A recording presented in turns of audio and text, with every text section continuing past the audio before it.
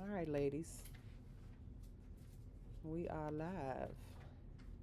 So today we are going to talk about nail tips. Now, this chapter is broken up into two parts, okay? Nail tips and forms. We're going to focus on tips today, okay?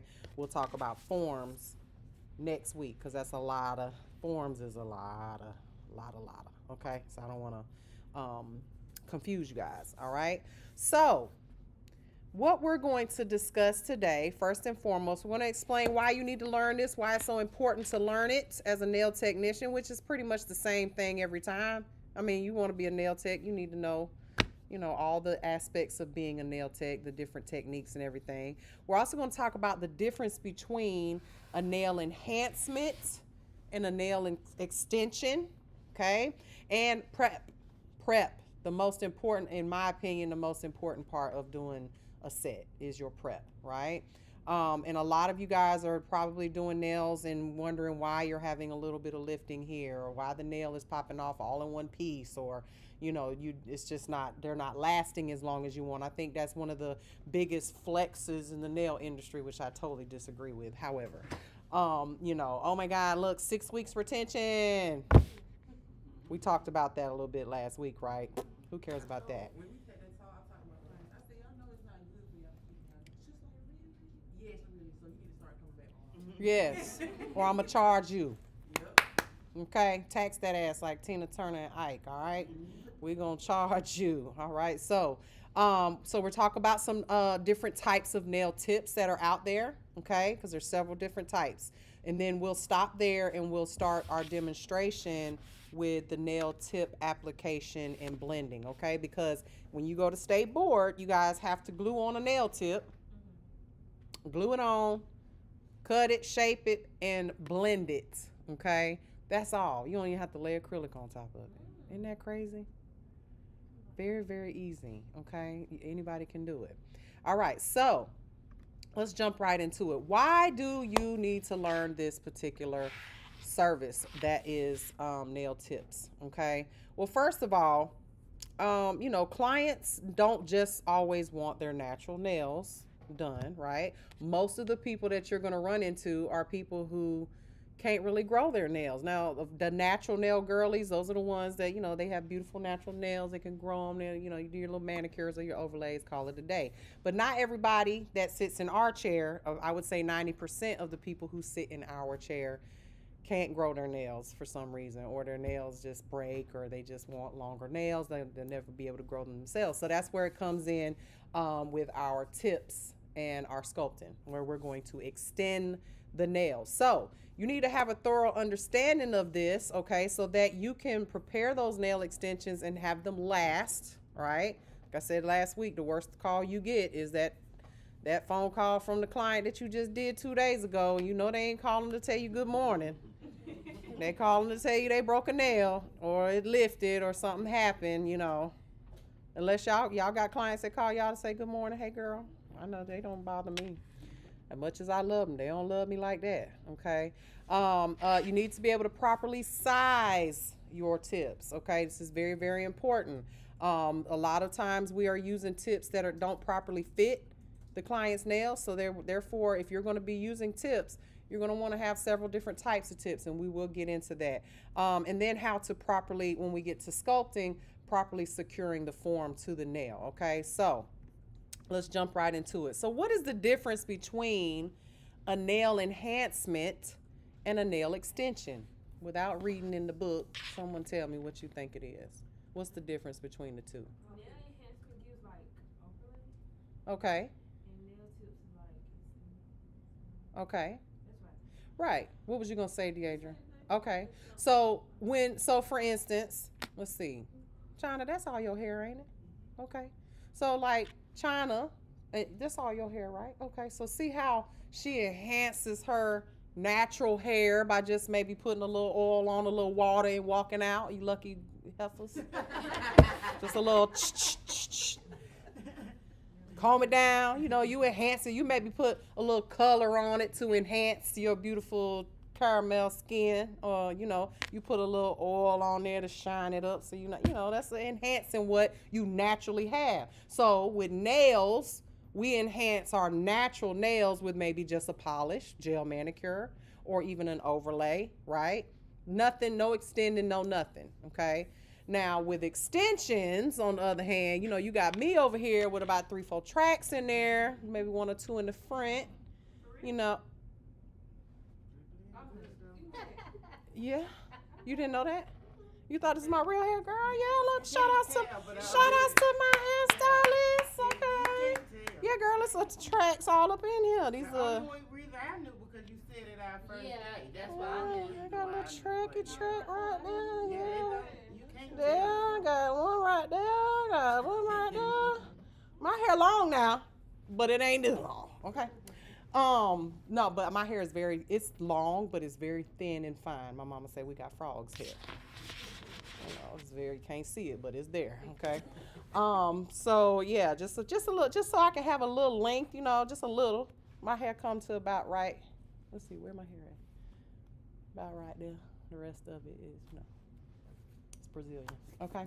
So extensions to enhance or to lengthen your nails, right? Just like we can lengthen our hair. Okay. So to make it look better. All right. So that is the difference between the two. Now, how do we do these extensions? All right. We already know how we do an overlay or a polish, whatever. We've worked on manicures and things of that nature. Now, when we extend, that's going to be one of the most popular services in our nail salon is when we are extending the nails, right? Of course, we do have our regular manicure girlies, but most of our clients are going to want extensions, okay? So any nail extension is going to be either a tip or a form. Now there's other ways to extend the nails. What's one that I didn't mention? Like Gel X, okay, which I'm featuring right now as we speak. Some Gel X took me 15 minutes to do these nails, okay? Easy peasy, which we are going to get into when we do our gel. You guys are going to be using Gel X in here. When these clients come in here and ask for Gel X, y'all going to know how to do it, okay? Okay? All right, so when we are extending the nails, you're going to either use a tip or a form or some Gel X, which is a newer way of doing it, a press-on type deal. All right, so as far as how long we make these nails, that's completely dependent upon how long your tip is or your form. All right, they make forms that are short, and then they have forms that are this long, like for real, this long. I got some that are this long. Yeah, they're competition forms. Okay, so how do we prepare the nail for these services? So it's not just for tips, not just for forms, but in general. You're going to always do, in my opinion, if you want, because people complain about regular nail polish on the toes. I rock regular nail polish on my toes. It lasts just as long as gel polish and not as damaging, right? Why does it last so long? Because I prep my toenails the same way I prep my fingernails before I get ready to do any service, okay? So how do we do that? This is very important, ladies, and I want you to really pay attention to some of the steps that I'm giving you, because when I do my one-on-ones with people and they message me and they're like, Miss Mary, I really need some help with my retention. I'm having problems. And I say, okay, well, let's do a one-on-one. It's a minimum $200 for 2 hours of my time, and I need you to just show me what you do. Let me see. Just put your phone up, get a client there. Let me see what you do. And the first thing number one thing that I always see that they don't do, okay? And we're going to go through those steps. And these things will help you with your retention. If you're not doing these things, try to do them and see how your life changes, okay? Did I tell you guys about Gio? She texted me, she was like, Miss Mary, I ain't had a lifting problem since you told me to do this, okay?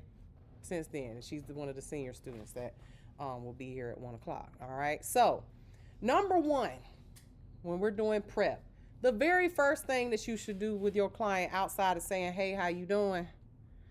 Go wash your hands, okay? Why do we want them to wash their hands? Not just your hands, but their hands, but your hands as well. Like, go with them. Like, wash your hands, because you need to wash your hands between each client too. But why is it important to wash the client's hands? Get all the oil and Right. Get all the oil, debris, the visible dirt off of their hands. Okay. You are essentially holding their hands the entire time you're doing their nails. So your hands will maybe oily and greasy and maybe visibly dirty from maybe taking a break. And I mean, when I came in this morning, well, yesterday morning, not this morning. This morning I had a protein shake. I did good today. But most mornings I go and grab me some breakfast. And I don't know about y'all, but I like my breakfast greasy, just like, you know, most people. A little grease on it, you know, a little hash brown, a little bacon, you know. So when you're holding these people's hands and you didn't wash yours, you're transferring oil. When you're doing nails, don't you kind of pinch that finger? You're holding on to their finger, you know, bare fingered. You're putting oil and debris on that client's hands, not to mention, even if your hands are clean, you're transferring their oil to their fingers. So we want to remove as much of the debris, the visible physical debris that we can see and what we cannot see, as well as the oils off of their hands, okay? I have had clients, soon as they sit in my chair, they're like, hold on, girl, hold on. Shh. Because they don't want to be, you know, on the camera with a little rust on their finger, you know, knuckles and stuff in between, because I know mine will be the same way. But that's not good. We don't want them to have oiled up hands, okay? And just explain to them why. I've told y'all before, if you can teach your clients why they need to be in your chair, they will never leave your chair. Okay, nobody else is teaching them this stuff. Nobody else is telling them. You should have heard my client, one of the girls I ride with. She soon as the first time I did her nails, she had MMA on her fingers. Okay, so it took me an hour to get that stuff off. Soon as I got done, I did her nails. I explained to her what MMA was. I, you know, told her the whole thing. She went home and told her husband everything I told her. Honey, did you know that what I've been wearing on my nails is illegal? That I shouldn't be wearing it, that it is the same stuff they make, just like I teach y'all, right? Ain't that valuable information to you? So now, if she doesn't sit in my chair, she's gonna be looking for certain things. And I tell all my clients, like, once you sit in this chair, you're not gonna ever feel right sitting nowhere else. Because I'm going to pour into you all the information that I have and give you the reasons why you need to be here and not there. Okay, and that's why all of my clients, when I retired from doing nails, they ain't wore nails since. They just like, why? I ain't gonna get what I want. I'm gonna be mad the whole time. I'm gonna be looking and watching and seeing everything they doing wrong, and I don't want to even do that to nobody. So, you know, keep that in mind. Each one teach one. Now, we wash the hands, right? Get all that off. The next thing we're going to do, and this is very important, okay? Now, I do a dry manicure, all right? A dry manicure just means that I'm not using the actual water to put my client's hands in. So I actually filled up these containers on y'all's pedicure chairs, because you guys have it in the cuticle remover in your little kits, right? But I put some of that cuticle remover, and I keep this, and I need to put a label on it, but I keep this at my nail desk in my studio, right? And when I'm doing, this is that real watery kind, okay? Not the kind that's thick that you have to like rub in, okay? But you just take a few drops of this. Don't touch the client's finger, and literally just drop it on their cuticle area. Just drop it on there and let it drip off, leave it, whatever. Put it on all 10. By the time you get around to this thumb again, that cuticle will be soft enough where you can gently push it back, okay? And it's not soaking wet. You don't have to worry about the water and all that stuff. It's not, most clients' nails are not, the cuticles are not so bad that they need to be in water.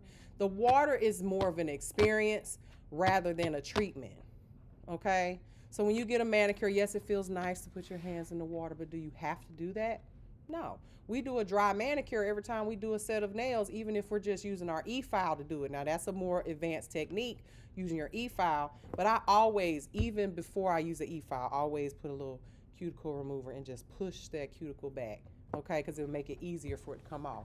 And this right here, I know y'all probably have that blue, it's called Blue Cross cuticle remover. It is the cheapest cuticle remover out there and the best, okay? Take my word for it. It will just rub off. Blue Cross, the watery kind. They got a creamy kind, but I like the watery kind. Okay. You'll see it. It literally, it's in a big, tall, white bottle with red writing on it. You get it from Mr. Johnny. Blue Cross cuticle removal. When you say Mr. Johnny, is that the one Right on Bobby Jones. Okay. He ain't open on Saturdays. He's open on. Yeah. He ain't open on Saturday. The reason why is because nail salons are busy on Saturday. He don't get no business. People be working on Saturdays. Sundays though, they come in there and they church clothes and go shopping. Okay. They come in there after church. He come in there after church. You ought to see him. He looks so handsome in that suit. Huh? I use Tasha number. Yeah, you can. He don't really, I'm gonna be honest with you, he ain't gonna ask you unless you say something. Yeah. If you say, do I have to have a light? You guys got your, and Shayla got y'all student IDs. But all you got to tell him is you a student here. He knows me. All I gotta do. Yeah, that's all you need. And like I said, and Shayla can text you y'all's badge, and you can keep it as a picture on your phone or something. You ain't got to have a physical one, right? But if you go in there, if you say you not licensed, then he gonna charge you regular price. Don't say it. Just go in there, just act like you professional. You know what I'm saying? I'm a professional. Yeah. He ain't gonna say nothing to The you. lady, the girl asked me the other day, but I told her I got an account with y'all. Yeah. I mean, like I said, they know me. Okay, so if you just say I'm a student at Mary Negron School of Nails, you're good. Okay, now when you start going to these ones in Atlanta and stuff like that, that's a different story, because they don't know me quite yet. All right, but with that being said, we're gonna push back those cuticles, right? Push them back. Very important, because remember, product is not gonna stick to skin, and your cuticles is basically dead flesh, a form of skin. Okay, now we're gonna remove the shine, and remember, we don't have to destroy the nail plate like we do with MMA, do we? MMA has to, that's why those nails be toe up, because they got to shred that nail, make it real rough to make the product stick. With EMA, you do not need to be using a sanding band. If any of you ladies are using a sanding band on the client's natural nails, please don't raise your hand, because I know you are. Just don't do it no more. You don't have to. Okay, it's not necessary. You push back that cuticle, get that cuticle off the skin, and take you a buffer and buff that nail plate. Just remove the shine. You do not need to see no pieces of nail plate lifted up off of the nail. It don't need to be so rough that it catches on your pantyhose and all of that stuff, okay? Just remove the shine. Promise you, if you start doing that, your client's nails won't be thin. They won't be blaming you. They won't have rings of fire in areas where you can actually see where they got to fill in every 2 weeks. That's bad. If you're doing that to your clients, you're the problem, okay? Unless, of course, they're popping their nails off on their own, okay? Now, once we remove the shine with a buffer, or if you're doing this with an e-file, we don't use a sanding band. We're going to use what kind of bit? Anybody know? I know we haven't had the e-file chapter yet, but if you're doing it with an actual e-file, what do you think you would use instead? Anybody have any idea? Because you can do it with an e-file, just at a very low speed. I don't know what it's called, but I think it might be it's kind of like long, because I see some people use it, like the manicure person on YouTube. I don't remember her name, but I can't remember, but it's very fine. Okay. So a diamond bit is what we would use if you are familiar with what the bits are. You know, the ones that you can actually see the teeth on it. The teeth, we'll call them teeth, all right? They're called flutes, but if you can see it, those metal bits, you don't want to use that on a client's natural nail. It will literally just shred it apart, okay? Sanding bands are too strong. That's like, think about if you're using a file, right? Let's just say, does anybody know, just off of pure, you guys been doing it already, you should, but we just gonna see. Anybody know what those numbers mean on the e-file? When it says it's going at 1 or 2, how many times? 1, so 1 time per minute? 1,000. So even if it's at 1, which is the lowest speed, that thing is spinning 1,000 times in a circle per minute. I challenge one of you to do this 1,000 times in a minute and see what it does to the client's nail. Okay, so that you're doing that on the client's fingernail, you know, especially if you're staying on there for you know, we'll just not say you're doing it for a whole minute on one finger, but if you broke that down into 10 fingers, it took you a minute to do all of them, which it doesn't. It might take you a minute to do 5. Divide 1,000 times divided by 5, so you're talking about, you know, 200, 100 times per, 150 times doing this per finger. That's a lot. You're taking a lot of nail play off. So a diamond bit is a lot finer. Those you can actually put on the skin to exfoliate the skin. They're not shredding the nail like something like this or even a metal bit. Okay, again, we're going to work on with e-files very soon, but and you guys will get more details on that, but the diamond bit would be the best way to go. Okay, and then even when I use a diamond bit, I just use it on the cuticle area to get whatever I missed with my pushing back. Okay, and that's it, and then I buff the rest. Now when you buff the nail, there's going to be what on the nail? Dust. What is that dust? It could be pieces of file. It could be residual cuticle, which is dead skin. It could be little pieces of your nail plate that you've buffed off, right? So if you don't remove that dust, it just kind of sits in the cracks, right? Just sits in the cracks, and you don't remove the dust. You go right into maybe you just take one of those big fluffy brushes and just remove it, right? Well, first of all, just so you guys know, those big fluffy brushes, you shouldn't be using those because they can be washed and cleaned, right? Which I've never understood how makeup artists can get away with it. Cause baby, they will take them brushes after they done all over your lips and everything, right? And then all they do is wash them with soap and water, and that's it. Clean them, you know, until they look visibly clean, but they don't disinfect them, and you putting that on people's face. But they tell us we're not allowed to use them big fluffy duster brushes on nails. Ew. Does that make sense to you? Because I'm in esthetician school. Did I tell y'all that I enrolled in esthetician school? Okay. So, yeah, that's one of the things. You can, and another thing that the estheticians cannot do, you know how they have them sitting up in a container, sitting upward, like out in the open? That's a state board violation. You're supposed to have it in a drawer closed where no dust can get to it. But I'm like, wait a minute though. These should be thrown away after every use. So you put a lipstick, because they got lip brushes, you know, right, and they will put that on your lips. Has it been disinfected? I don't think so. You can't disinfect a brush, not a human hair, but an animal hair or actual natural hair brush.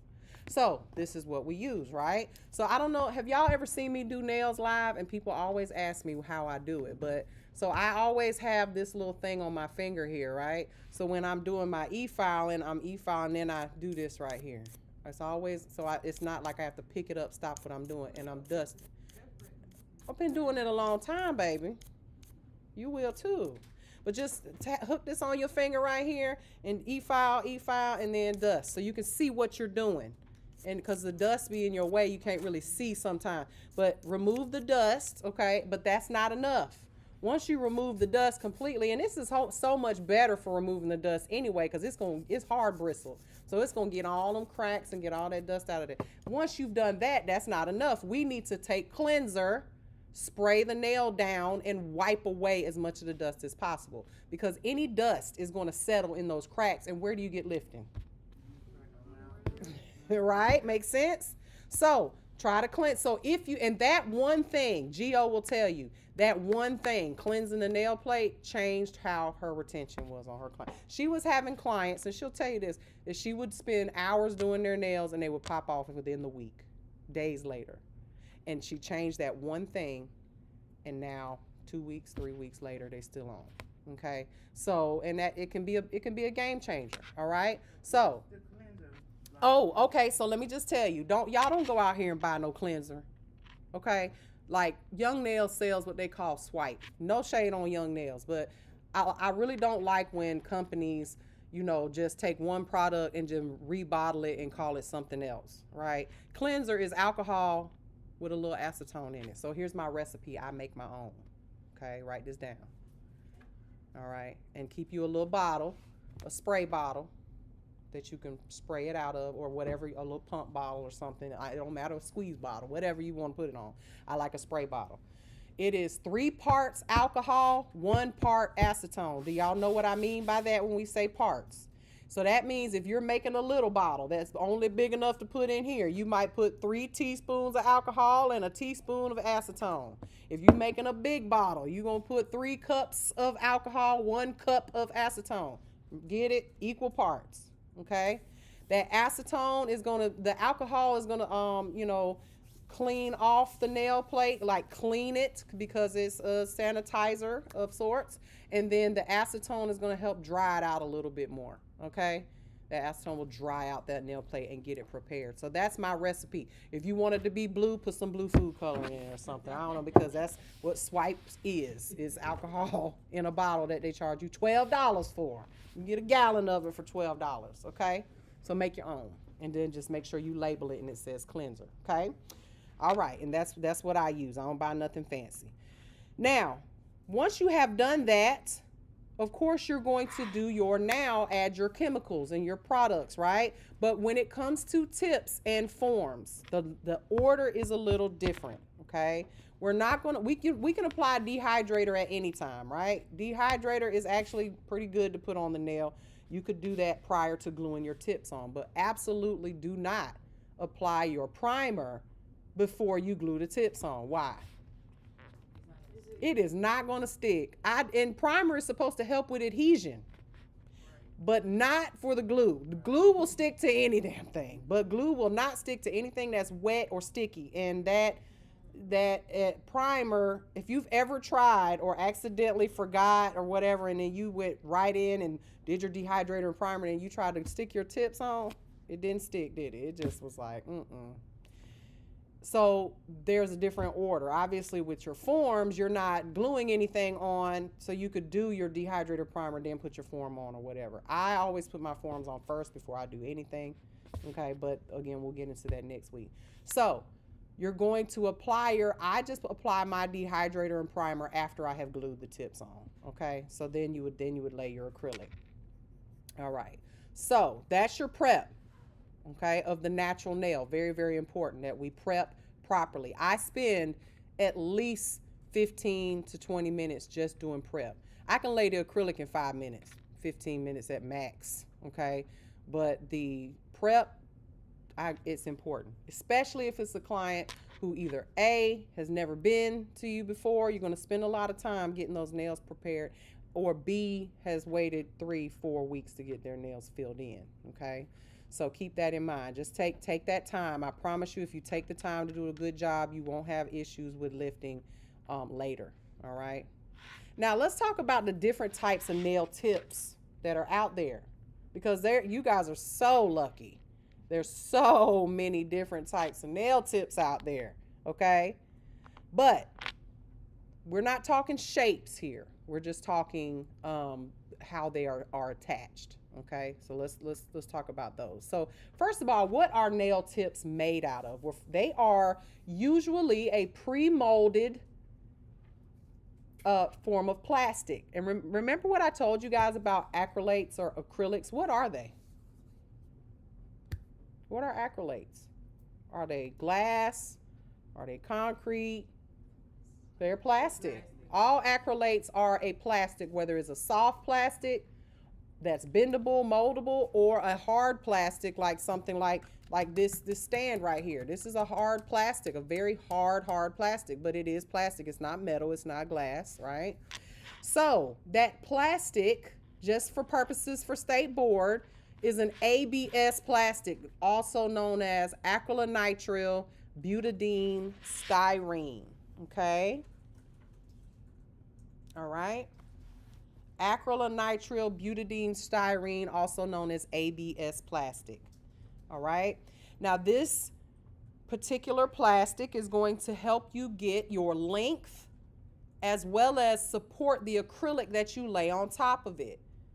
Most tips that you glue on, if they're not a Gel-X style tip or if they're not a full coverage tip, are going to be a thin plastic, a plastic that cannot withstand just gluing it to the tip and not having anything as on top as a to thicken it or support it, something that's stronger.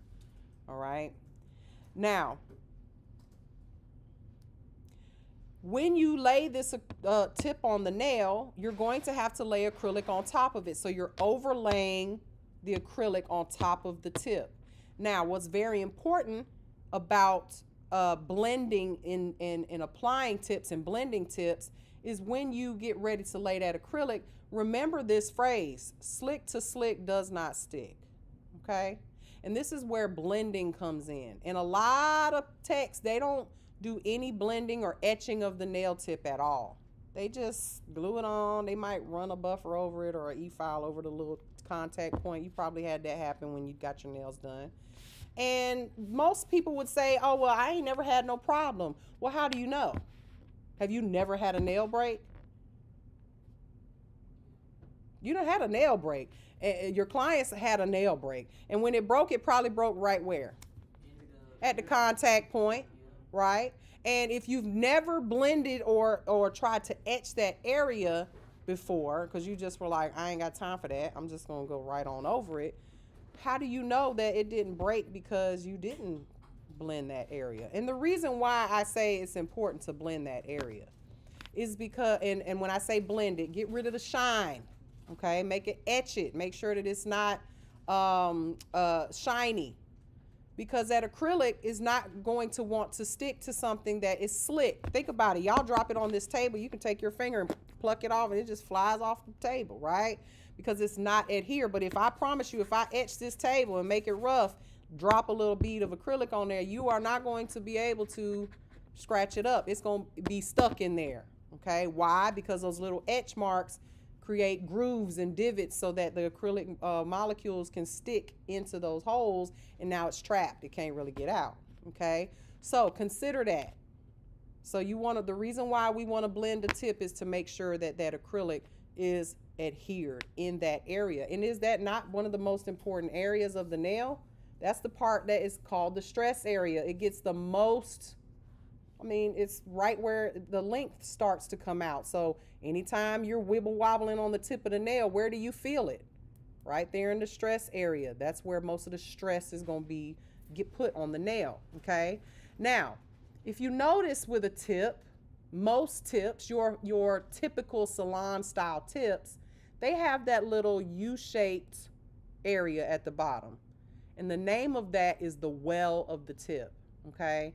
This is helpful in a lot of ways, but only if you have a client that has a perfectly shaped, pretty round nail, okay? And not all of us have that. Some of us ain't got no nails to put that little well on, and boy, those things are not no fun to use when you've got a nail biter per se, right? Or you've got someone who has square-shaped nail beds, or maybe their nail is broken on the side, and it, they. Even like my fingers, but this fingers go. Right, right. Really just go to the.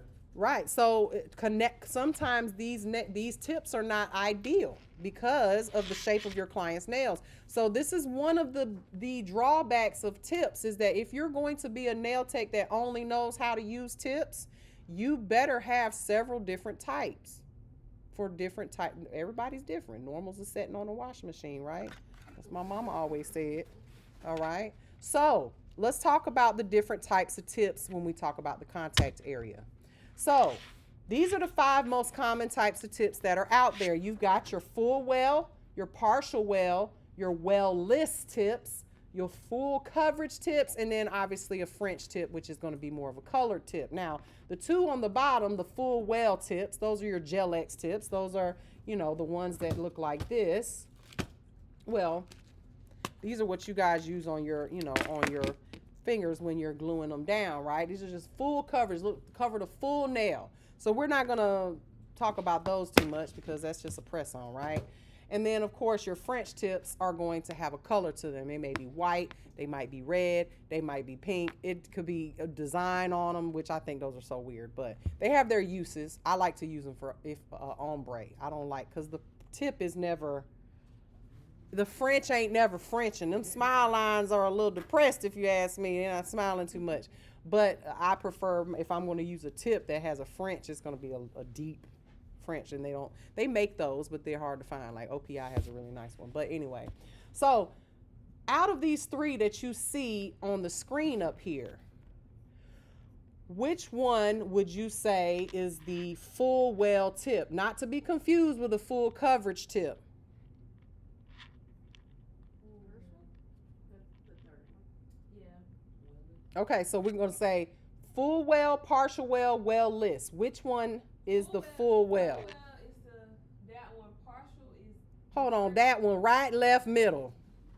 Make it easier. That one. Which one is that one? Okay, full well is the third one. Partial well is the first one. And what was the other one you said? Well list. The middle one.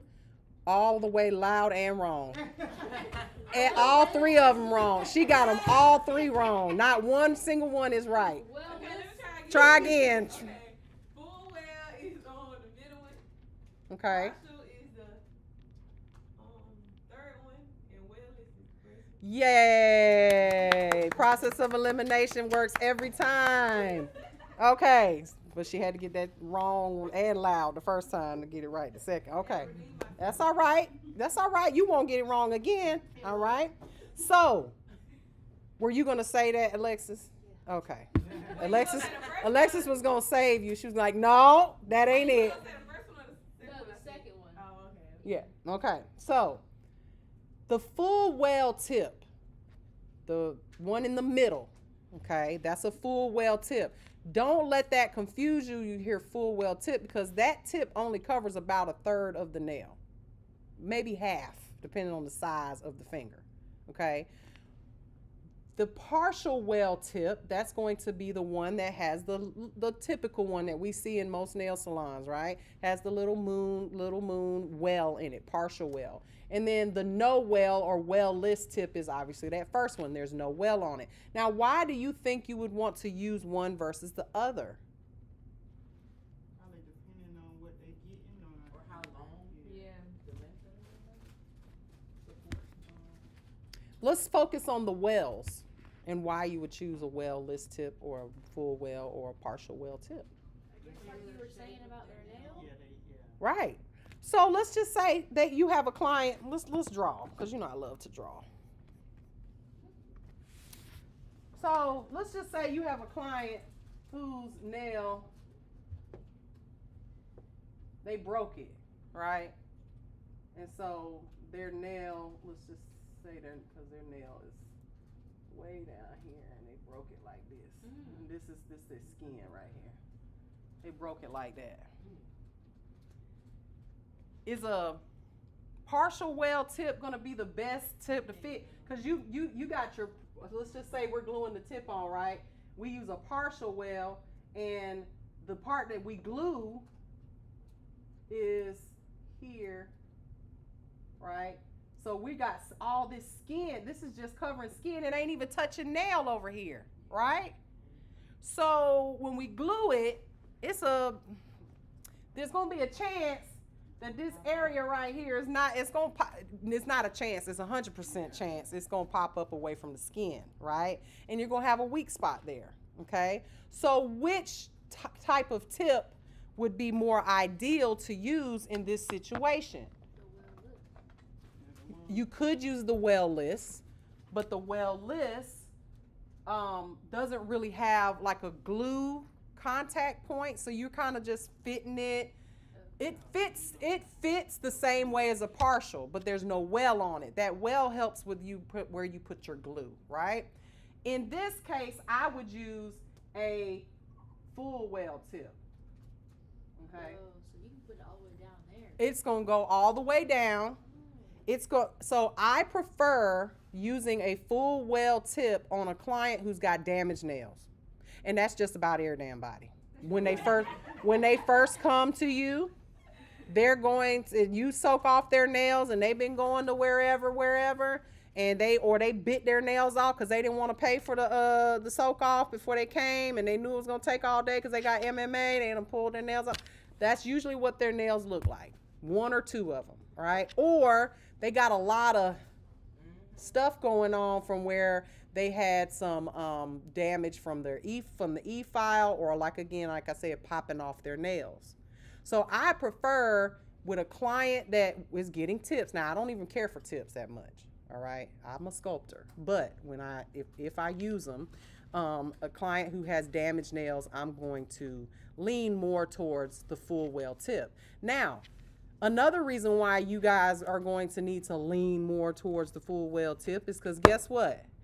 As state board, you have to do a tip with blending, and guess what type of tip you must use? Full well. You must use a full well because they want to see you blend that tip.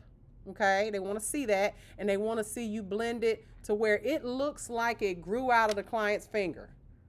Okay, now I don't know how, I know most of y'all real young, but for us that are a little bit older, we used to go to the hair supply store and get them full well tips, glue them on our nails, blend them real quick, and put polish right over them back in the day. Okay, and then pop them off the next day, right? Because it was just glued on, it was just glue in the tip. Right, because they was thick back then. Them tips was thick. You could get away with that, right? But now, with these partial well tips, it's kind of hard to blend that contact area without touching the natural nail, right? So, that's where you can get a little damage if you're not careful. Plus, have you ever noticed when you glue a tip on a partial well tip, because of the way they are shaped, let's see, right? This the client's natural nail. So when you glue that partial well tip on, sometimes when you glue it on, and it kind of sticks, it does this right here. So you're trying to blend this part down, and you really can't blend it down without messing up the client's natural nail. So I honestly prefer full well tips, and they're hard to find, okay? I can draw a little bit. Did you see the nails I did last night? Oh, you ain't on my Snapchat. Oh, okay then. Yeah, I drew a little nails on. I drew this little girl. I said, y'all be testing me with this or some high school, Monsters High School or something like that. I don't know, child. I ain't got no damn kids. I was like, what is these little demons you want on here? I said, it's October already. She said, it's High School Monster. I was like, oh, okay. I don't know what that is, but whatever. It's pink. It's cute. It's bling. She was happy because she's starting school. It's one of the girls that ride in my motorcycle group, her daughter. So, y'all test my drawing skills all the time. Like, y'all really got a lot of faith in me. They were cute. They was cute. I hand painted them. She was shocked. She thought that was a sticker. I don't really mess around too much anywhere else. I get in trouble every time I open my mouth. You didn't hear my story? I got banned off of TikTok for 7 days. It's a monthly thing for me to get banned off TikTok. I'm surprised they ain't just took my whole page like they did the last one. All right. Now, okay, go ahead. Like, say for instance, you're doing a full set. Can you match? You can match. You can do whatever you want. Only thing is, make sure that tip got the same curve or the same straightness to it, because all these tips are different. Okay. Now, you can alter a tip easily. If you didn't, let's just say all you had was the partial well tips, and you had a client that had the damaged finger. What could you do? You cut it. Cut it. Cut it. All right. Trim it. File it. Take the edge off so that it comes down a little lower.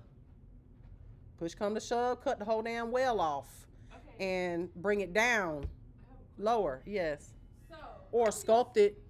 I'm used to, so let's say you working on a client and you have like nail tips, but you don't run out of the size that you need, so you cut it. How do you go? Like, we about to get to that. Okay. Why do I smell something sweet? Who got something sweet? I just smell you can smell it. I smell like it smell like a cinnamon biscuit. What is that? Something sweet. What? She like, y'all can't have none. It's called pink, and I'm leaving it. Oh, Yeah. I know something.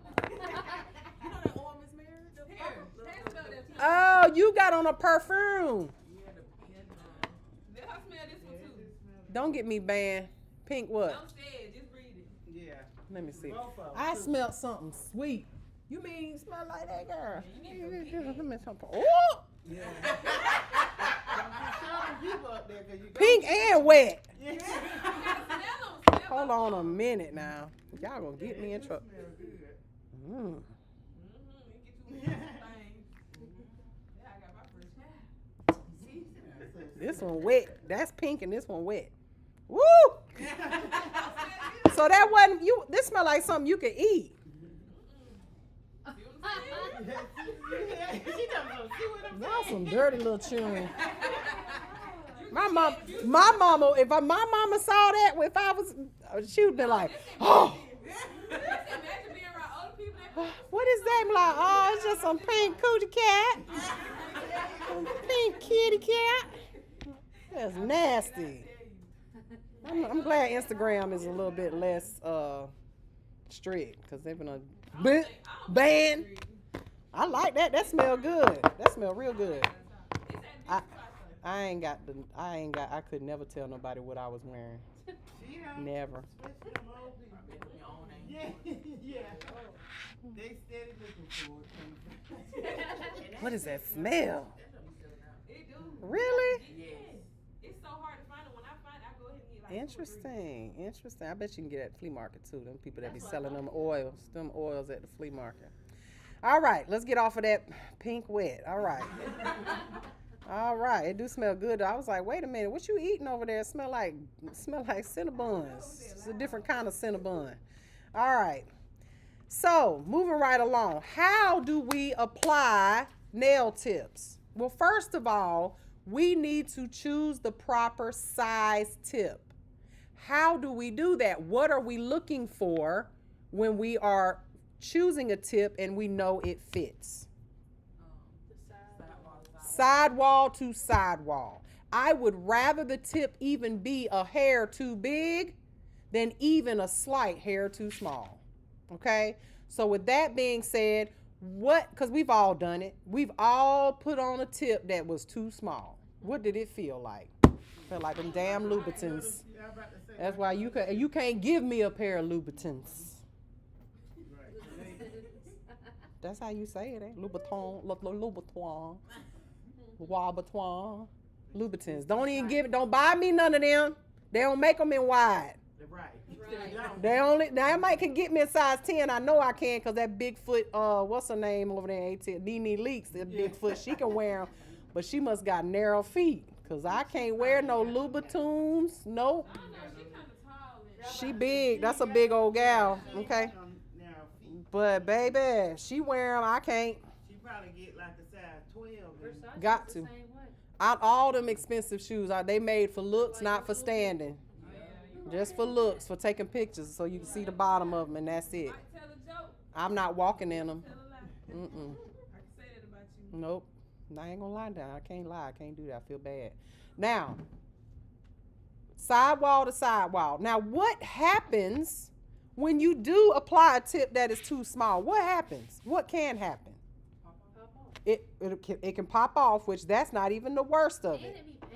It's painful because why is it painful? What is happening? What? Pressure.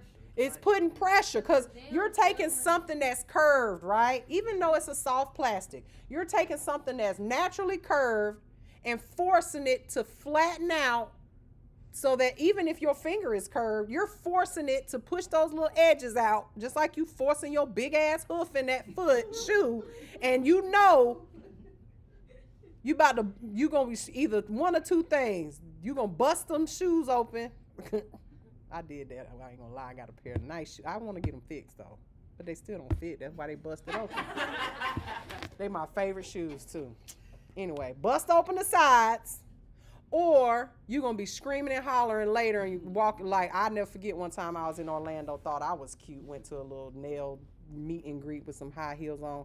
I had about halfway through, I was walking around barefoot. I said, I bet I won't be my feet cramp. You ever had your feet cramp in the shoes where you cannot take another step?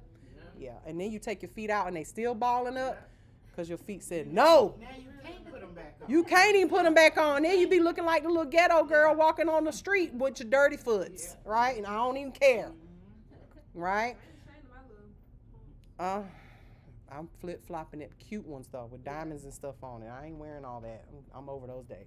So, but what nail disorder can you develop from wearing tips that are too small? Let me draw it, and maybe you guys think about it because I'm testing you. What's the nail disorder that you can get from wearing tips that are too tight? I'm gonna show you what it looks like. The one that lifts at the free edge. Ooh, what's that one? Right. Okay. So, you ever seen this before? Oh my God. And it's like the lifting. Oh, the lifting.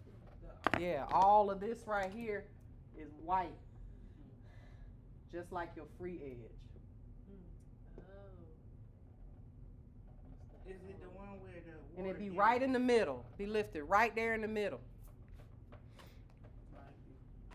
What? Okay, how about this? Let me give you the definition and then y'all tell me the name of it.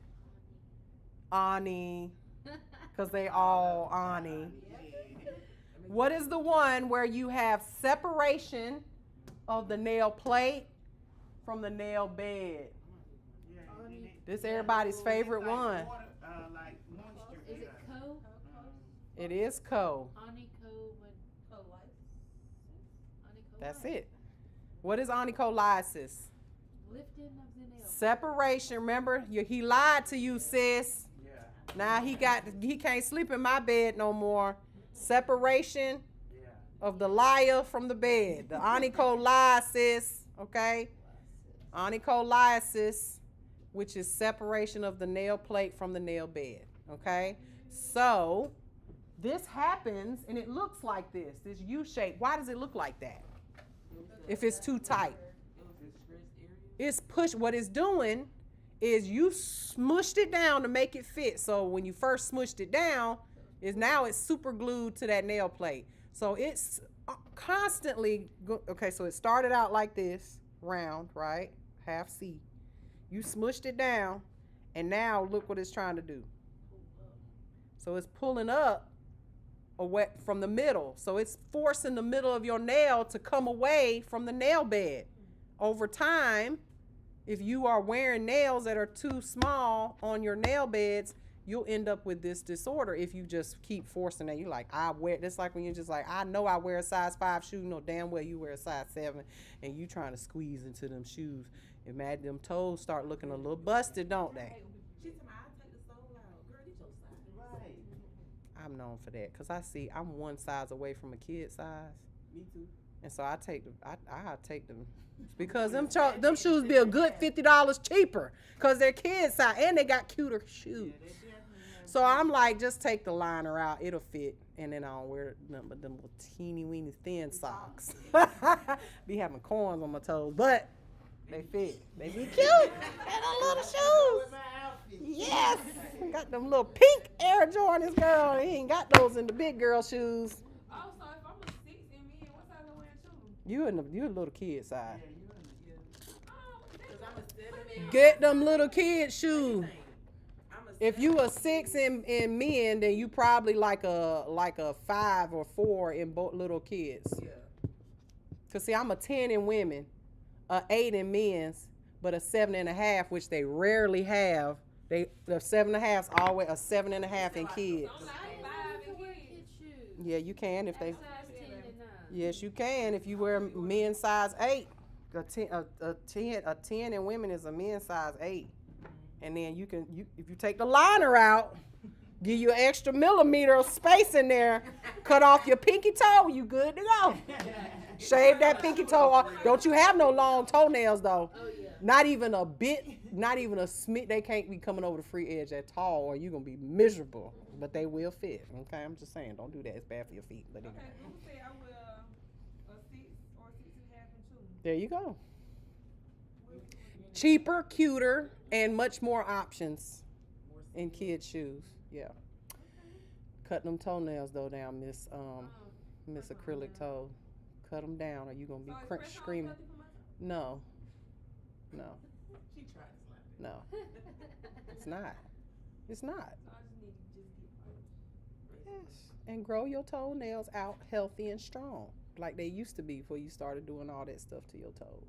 All right. I'll show y'all what I got on my toes, and you will understand what I mean by there's a right thing to put on toes and a wrong thing to put on toes. Okay, when it comes to gel and everything. All right. So we apply the nail adhesive, aka the glue, right? To preferably, this is preference, but I will tell you, the worst thing you can get under a nail tip is an air bubble, right? You don't want an air bubble. And you want the nail tip to adhere completely when you lay it down. It's annoying when you got to add a little bit of glue on the sides, and because that's more for you to have to file down, gets on the skin, and you got to get it off the skin. So most nail techs, I see when like the ones that are working really fast, they apply the glue to the actual finger first and then the tip, right? Well, how do you know it's enough glue? Or maybe what if it rolls off the nail down into the sidewall, all of that good stuff? You know, you kind of want it to go where you want it to go. The best way to do it, the most efficient way, is to apply it to the tip and then tip to the nail, okay? Because you are going to apply that glue into the well, move it around a little bit if there's a well there, so that it's all over the well, and then you rock it onto the nail. I'm going to demonstrate that and show you guys how we do that. But if you put it on the finger first and then try to press it in there, you may or may not have enough glue. You may have too much glue. Next thing you know, you got glue all over the finger, like it's just everywhere, okay? So, and when we apply it, we rock it on. We start at an angle, and then we slowly to get the air bubbles on. Never just lay it right on top. You could end up with an air bubble. And the reason why we don't want air bubbles, anybody know? We don't want nothing under there, and moisture can get in that air bubble. That air bubble there's nothing there, so that gives you weakness in that area, which we don't want any weakness in our stress area, okay? Not to mention greenies and stuff like that. Stuff gets under there or can find its way under there, okay? Then when we blend, also, there's a way you can get that air bubble out. You blend the nail tip down to the air pocket, and then that way that air pocket is not there anymore, and then you can fill it in with acrylic. It's not a huge problem if you do it that way, but a lot of people aren't blending their tips. Do you blend your tips? Who, me? You don't even you don't even use tips. You blend your tips? I thought blending was making like where it lifts. Mm-hmm. To apply it. Mhm. I thought you just blend that part. Well, yeah, and you do. You want to do that, but are you blending it completely down, like to almost to the glue? Or you just running the e-file, or just kind of running it over there, just just to kind of smooth it. Well, at least you're doing that, okay? Because you do want to etch that area. You don't want no shiny glue spots and stuff like that on the nail, because So the line uh-huh. at the bottom, Uh-huh. when you say blend, are you saying that needs to match the It should vanish. Right. It should. Like it's not It should. You want your nail. See, with tips, you're creating a weak spot with tips. You can't help it, because think about this. You drop a mug on the floor, right? Your favorite mug, and the handle breaks off, and you like, this my boo gave me this mug, got my name on it, it's cute and all that. I gotta fix this. What do? You get out the Gorilla Glue, you glue the mug back together. You got a little crack right there, right? Now what happens the next time you drop it? Where does it break? Same damn spot. Y'all know what I'm talking about. There's a weak link there. So anytime we are attaching one thing to another with something that is naturally going to have a shininess to it, where it's, like I said, slick to slick, don't stick, you're going to have a chance of that. It's going to be the weak area, and this is why a lot of times tips break in that area. It's just natural way things work, physics and all of that. So because you got to remember, your nail needs to be, and we're going to get to this, we're almost there, but your nail needs to be a certain thickness. And when your nail tip is 50% of the thickness, that nail tip is not acrylic. It's not strong like acrylic. Remember, we need the acrylic to make it strong. So when you have sculpted nails that are 100% acrylic, and there's no like line of demarcation, an actual glue line or something that you glue down that is now weak in that area, you've got a much stronger extension compared to tips. Now, this isn't always the case, but I can guarantee you, and you guys can say I'm lying or whatever, or no, that never happened to me. Congratulations, it never happened to you. If you've never had a client that broke a nail, congratulations, but I guarantee you you're lying. And when they break, where do they break? They don't break right here on the tip right there. They don't, and if they're popping off all in one piece, that's a whole nother problem. But when they break at the stress area. Okay, so we want to try to do our best to keep that from happening. All right, and tips are they're great, but they have their disadvantages. All right, so we apply that tip to the nail. Once we apply the tip to the nail, we need to do a few things, right? The nail is not gonna just stay like that, is it? We're gonna do some stuff to it. What are we gonna do? Clip shape file. Clip file shape. Clip file shape, right? So we're going to then cut the tip. Now, nail tip cutters are great, right? But let's be real. If you got a duck tip, is that going to be, are you going to be able to cut that with some tip cutters? Tip cutters are really only, they only really work nowadays for those flat tips, those no C-curve, because I've got some C-curve tips. I can't even fit the tip cutters in there, okay? Duck tips, can't fit them in there. If they're wider, too wide, or if it's a big tip, or if it's a really small tip, sometimes that tip cutter just doesn't fit to cut it the way you want it to be cut. So, yeah, they're great. However, a regular pair of nail clippers or some nail scissors that are straight will do the job, okay? Just keep that in mind. You do not have to have all these fancy things by glitter, okay?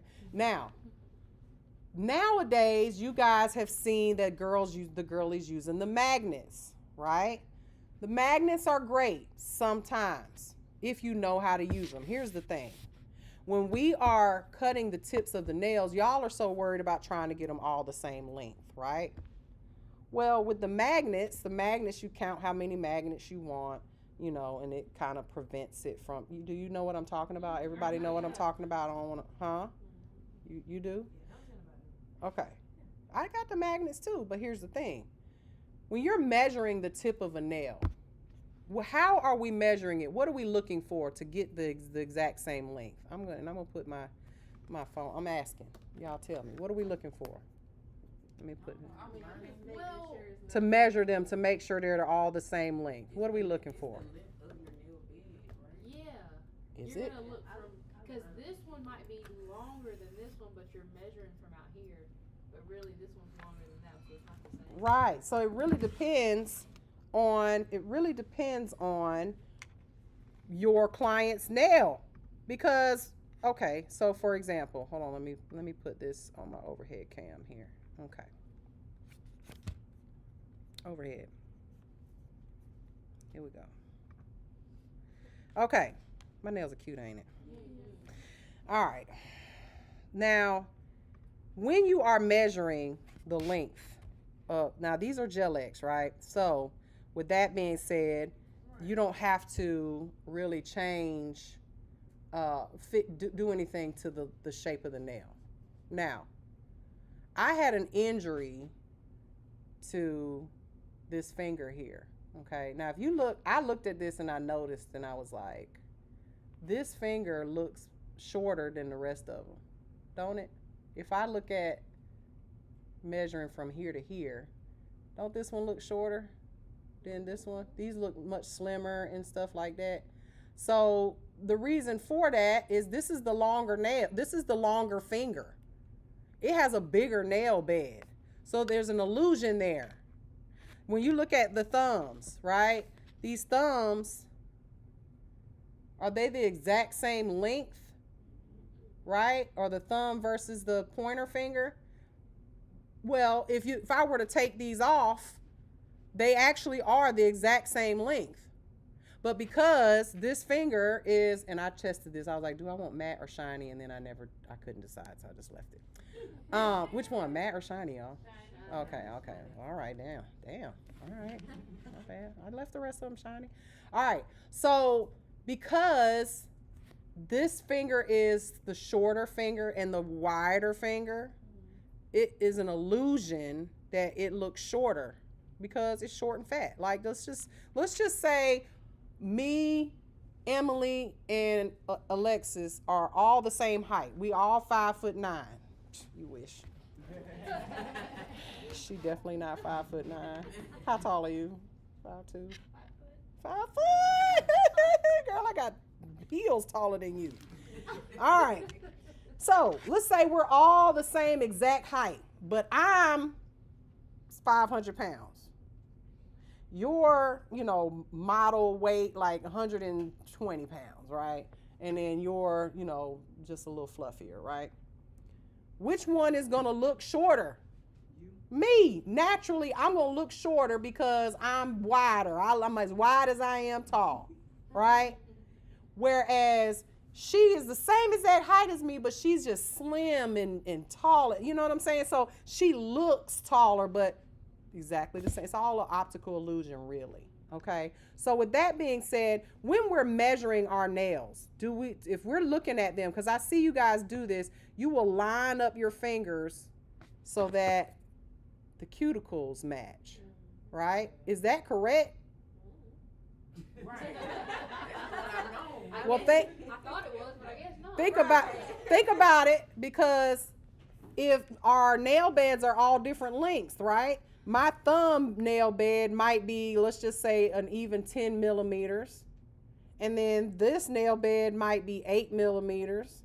This one might be 11 millimeters. So if I'm trying to look at how long I want my nails to be, would I measure it from the nail bed up? No, because if I do, this one's going to be extra long, this one's going to be too short, and this one's going to be extra long, okay? So I say that to say we are measuring from the tips of our fingers up. That's why those magnets work so well, right? Because you're pushing it up against the tip of the finger here, and then it's stopping. And all these fingers are the same length. Now here's the problem, because I told you there was a problem, right? So these three fingers are generally the same length. Okay, you're going to want to make these two, I said generally because again, normals are sitting on the wash machine. Some people got different shape, length, fingers. But when it comes to measuring it, these two right here, I'm not flicking y'all off, but these two are usually going to be about the same exact length. This one might be a hair longer. So clip all three of these the same exact length, right? And then with your hand file, you might adjust these two a little shorter, like a half a millimeter, if you're that much of a perfectionist, right? Well, when you get to these two, it's a whole different ball game now. So this one, remember, is short and fat. So if I cut this one the same length as these, this nail is going to now look too short. You're going to be like, that's too short. That don't match the rest of the nails. If you do this one the exact same length, this one's now going to be too long. It's going to be much long. It's going to be, as if you do it the same exact length, it's going to look like this one's way out here. Look, even now, if I line the tip of these up, look at my cuticles. Are they lined up? These nails are exact same length, but are my cuticles lined up? Not at all, right? So we're going to have to, so this is what I say with those magnets. Let's just say we're using 3 magnets, right, for our length. 3 magnets on these 3, 4 magnets on this one, 2 magnets on this one. Take away 1, add 1. Make sense? Because you want to get this one a little longer for looks and this one a little shorter because it's going to be way too long looking. Now, are they going to be the exact same length? Yep. But our fingers are smaller on this one. This finger is bigger on this one. These are about the same. You see what I'm saying? Does that make sense? So you said 4 on the thumb. Add a magnet to the thumb, take away a magnet for the pinky. These 3 are going to have whatever number your length you're doing, right? So like I said, if you're doing 3, let's just say you're doing 3 magnets for the length on these 3. When I ask my clients, how long do you want your nails? I never ever say, they do like this and they're like, I'm like, don't look at that little fat short ass thumb, because if you tell me you wanted that length on your thumb, now I got to make this one longer. And then you're going to say, that's too long. So have them always look at their length on these fingers. How long do you want your nails to be, and measure it based on the longest finger you got, which is the middle finger, right? Don't let them look at their pinky and say, about this long. Because then if you cut them all that long, they're going to be too short. If you look at the thumb and they say, oh, about this long, you cut them all that long, they're going to be too long everywhere else, okay? So have them tell you their length based off of these 3 fingers, preferably the middle finger, okay? Test out middle fingers. And when you're doing gel X and stuff, that's easy to do because it's already the shape and length, okay? So that's a great way to decide how long you want the nails to be. If you're going to use a magnet, right? Add a magnet to the thumb, take away a magnet to the pinky. Or you could be so good you can eyeball that thing, okay? But never ever measure based on your cuticles. Measure based on the free edge of the nail, okay? Because you can see that those are all the same length based on the free edge of the tip of my nail. Make sense? All right. That was a gem. Okay. A little gem. I'm trying to drop those every now and then. Okay. Now that we have cut the tips, now we got to shape the tips. Okay. Now shaping, y'all make it way harder than it should be. Okay. Who is having problems with shaping? What would you say that your issues with shaping are? Okay. So I tend to over-file, so my nails will lean more in that direction. Mm-hmm. And I like almond, but most of my nails end up being round. Okay. Okay. So when you're shaping, it's all about this file. I want you guys to think about your file as a pizza cutter.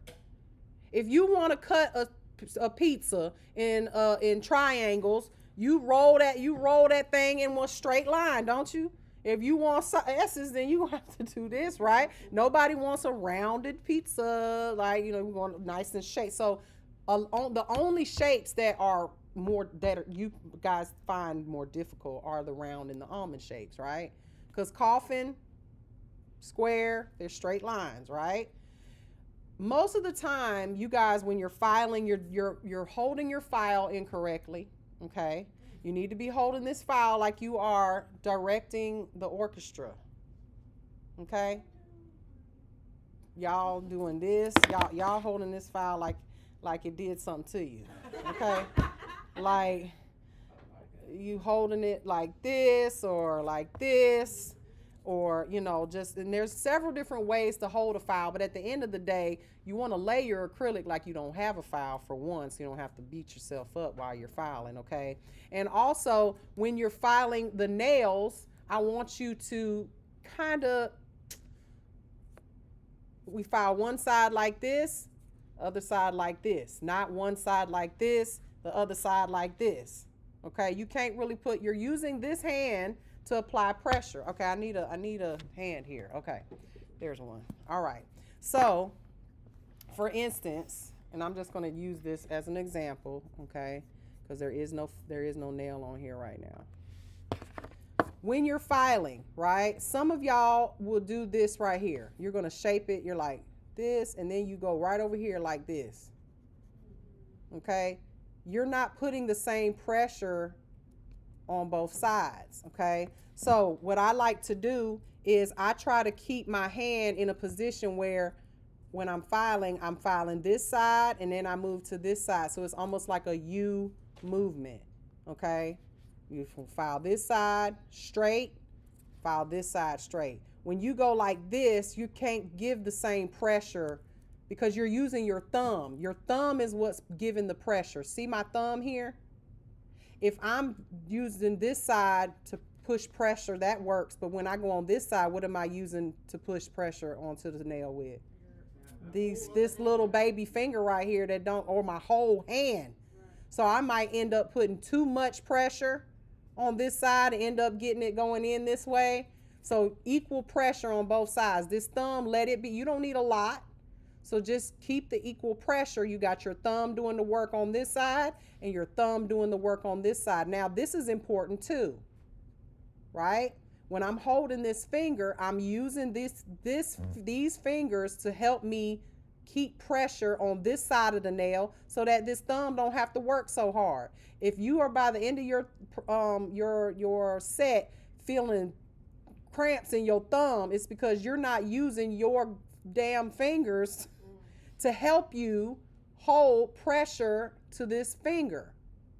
All right? So if you're just like, then you're putting all this pressure on this side of the nail, and then you're not making sure that this finger stays straight. We want the finger to stay straight. We want the hand to stay straight so that we can get nice straight lines, okay? So here, and then we move. Look at this. Look what I did with these fingers. Here, you see that?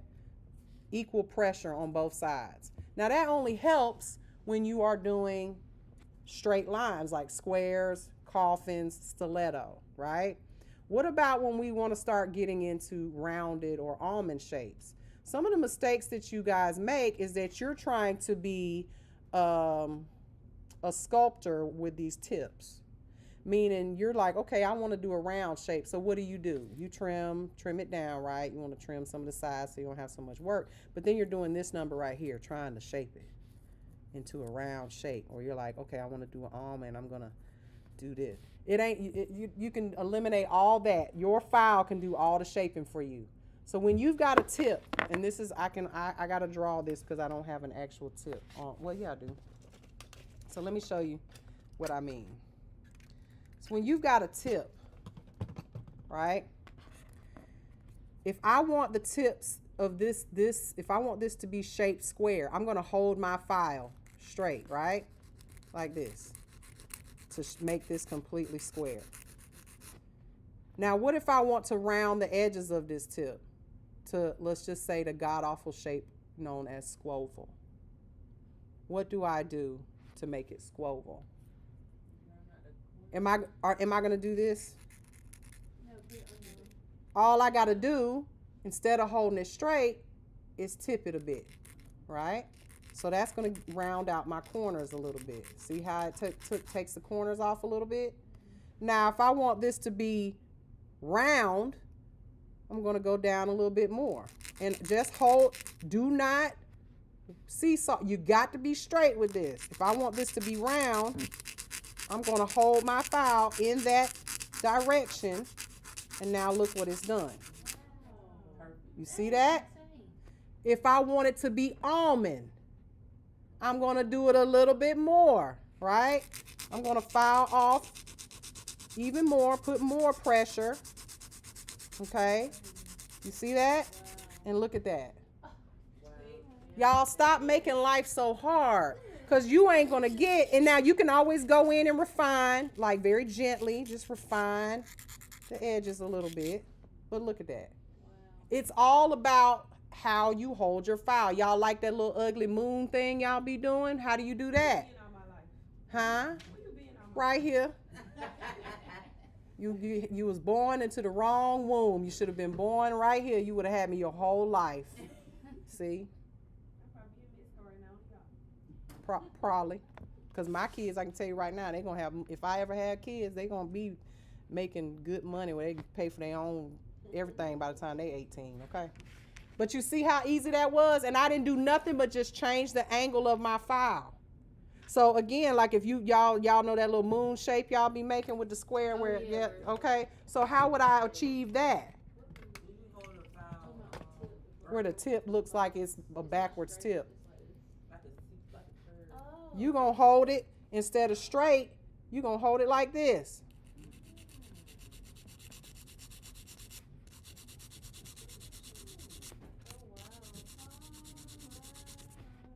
You see that? Or you could just hold it at an angle like this, right? And because I see y'all doing it.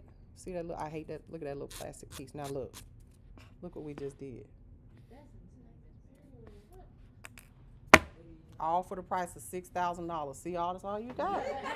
Yeah, your whole shape in life has been changed.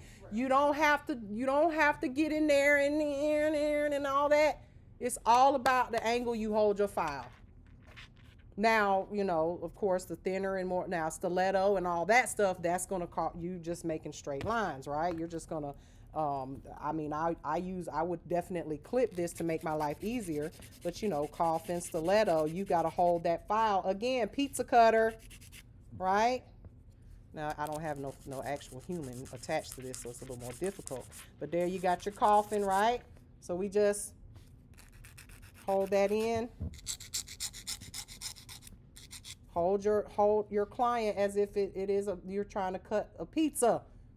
Stop holding it at an angle. We're not holding it at an angle like this. We're straight. Straight lines. Straight lines make straight nails. It's that simple. Okay? That's simple. Very easy. All right. So don't but you know, you guys are lucky you got these tips that are already pre-shaped. Most of them. They're already coffin shaped or they're already whatever shaped, you know. So, you know, it's really not as hard as it looks. Okay? It's all about geometry. All right. So that was worth coming to class today, wasn't it?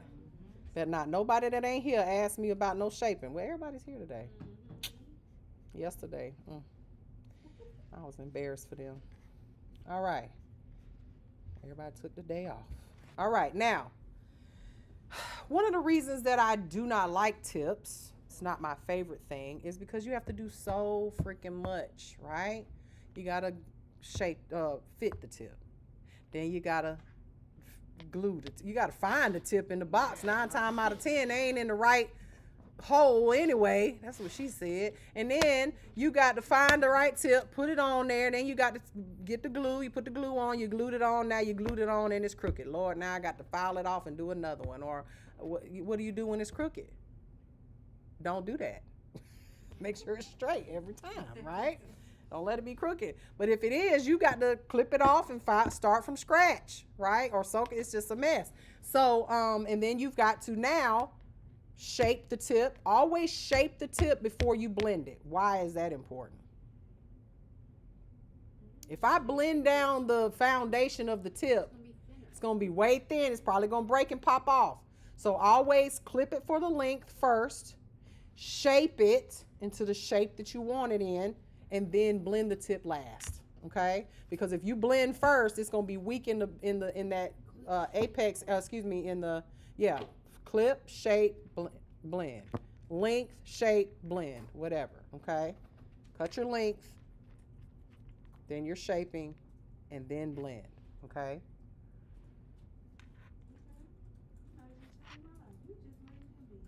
What? Girl, what's my cut? $6,000. Okay. All right. That's what made it worth coming to school. Okay. Now, by the time you do all of that, putting on these tips, I done laid all my acrylic on my sculpted nails. I'm done. I've already laid it. You ain't even started laying your acrylic yet. You still fooling around with that shape. Okay? You still dealing with all of that. And your client wanted a Russian almond and you couldn't do that because you ain't got no Russian almond tips.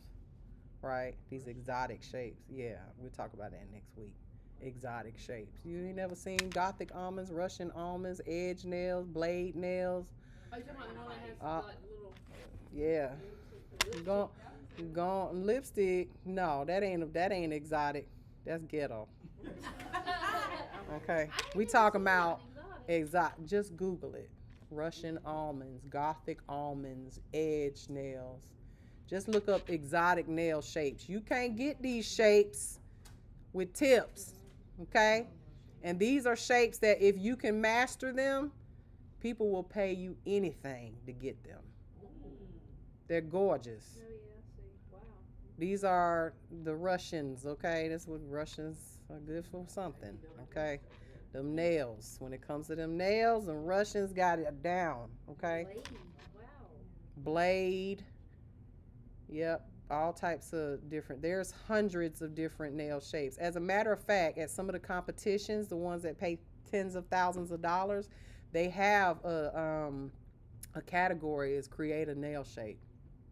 And the best one, you know, they give an award to. But people have created some really cool shapes. Square ain't nothing when you talking about shapes. Those are shapes. Those are manufactured and engineered, huh? You ever did it? Oh yeah, I ain't been down my TikTok page. I'm gonna go look. I don't play around with these regular shapes unless I'm feeling regular. And that's not often. Most of the time, I'm wearing a Gothic almond or a Russian almond or some type of blade nail. If you go down there, you can see some Valentine nails I did on myself. They was probably $1,000 nails if I would have did them on somebody else. But yeah, they were the edge nail. Okay, so we'll get into that next week. But speaking of just regular schmegula degular shapes, let's talk about some of them. What are the most common nail shapes out there? Can y'all name any? Almond, square, coffin, Stiletto. Don't mind my picture is all jack. I'm gonna just delete that. I don't even know what that's about. I don't know how it looked like that. It messed up. It got compressed. I don't know what happened, but some of the most common nail shapes, you got square. You can't sit in my chair and ask for squoval now, because I'm going to be like, let me take my picture first, and then I'm going to give you this buffer, and you can file your nails down, because I'm not that. Squoval is what your nails look like after wearing them for 3 weeks. My mama like the nails. My mama. She don't like the. Don't make them sharp. They going to be dull by tomorrow. Hey. Just scratch your head a few times, do some dishes, do some laundry. Promise you they're going to be nice and dull in a day or two. Okay? You got, got round, almond. What's the other types we said? Stiletto, lipstick, coffin, right? I don't know what happened to my little picture. And that's another one that I didn't put on here. Duck, all right? Which duck nails, they're a thing, right? They're a trend. I cannot wait for them to go away, right? Because you can't sit in my chair and ask for that either, because I'm not doing it. But it is a look. And when we get to our next slide here, you're going to understand why duck nails, they're not really a properly structured extension.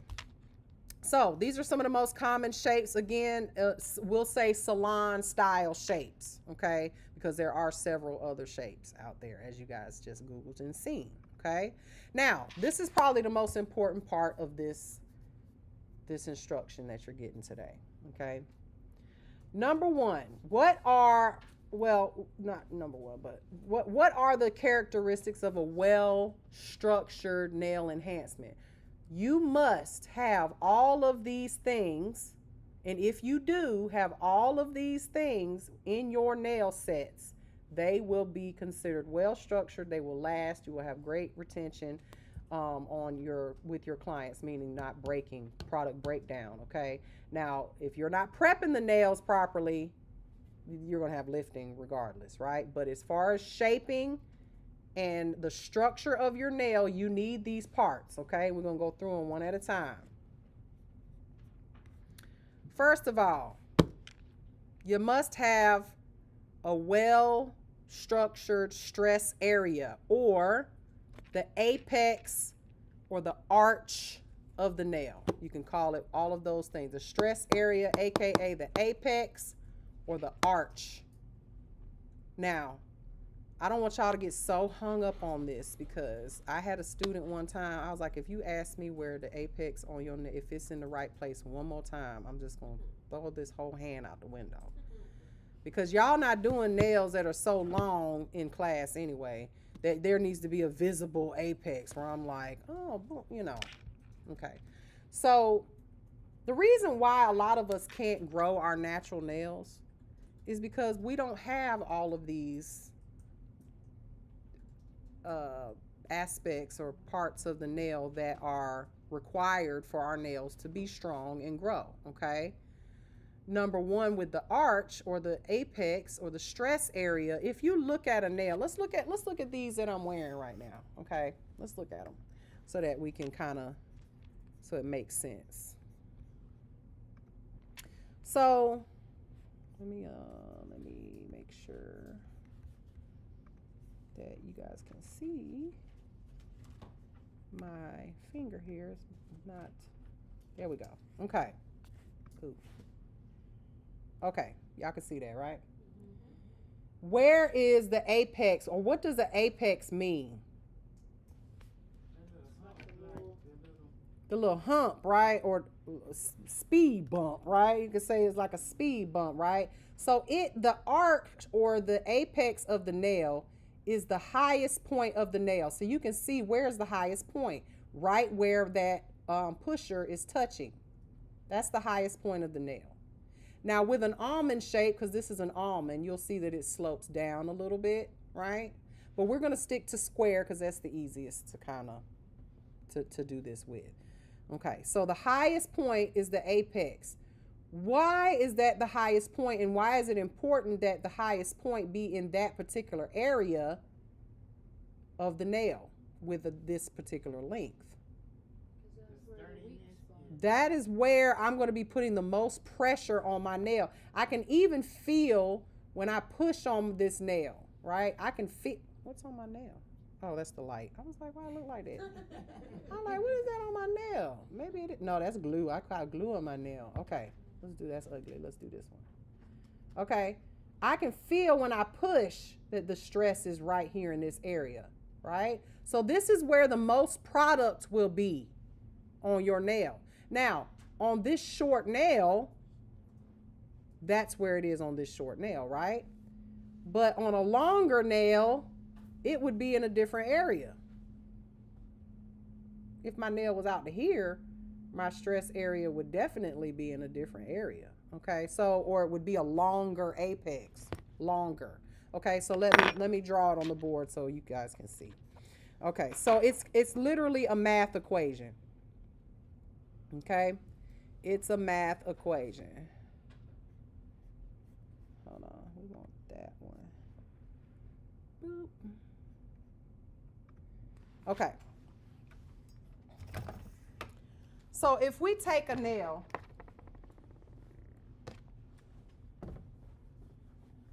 and, because you're going to ask me, well, where does the apex go? So we got our nail. We're going to look at it from the side. If a client comes in and they want their nail just a normal length, we'll just say here. Now this is just me blend. I just blended the tip. The tip is on. We haven't laid no acrylic because we got to put acrylic. Excuse me. We got to put acrylic back here. Okay. But we just blended the tip. Where should the apex be here? Okay. So rule of thumb. We're going to take this nail and we're going to break it up into 3 equal parts. Okay. Fractions. Remember that? So we've got 1, 2, 3. Okay, so we've got the front part and the back part, and then we got the middle. Okay, so if we broke this up into 3 equal parts, it would be here and here, right? 1, 2, 3. Make sense? Okay, so we broke it up into 3 equal parts. So the apex, because some people will say the beginning of the end of the back third or the beginning of the middle, okay? The apex is gonna go right here. That's where the highest point of the nail is gonna be, okay? On a nail this long. So what does that mean? When I lay my acrylic, that's where it starts to get thicker. So think of what an apex is. You know when you're watching a movie, right? The beginning is boring and then it starts to get good and it gets good and then it stays good. Hopefully that's what a good movie is, right? You don't want it to get good and then it goes and you're like, oh, I'm going to sleep now. Okay. So with a square nail, we want it to be like the movie, right? It starts off slow and then it gets good and it stays good and it stays out. So with that being said, so we've got our apex area right here, right? So we're going to keep in mind of the thickness of the nail.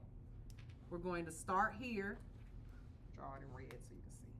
We're going to start our acrylic. Our acrylic's going to start here at the cuticle area, go up, go up, go up, go up, and then it stops here. That's the highest point.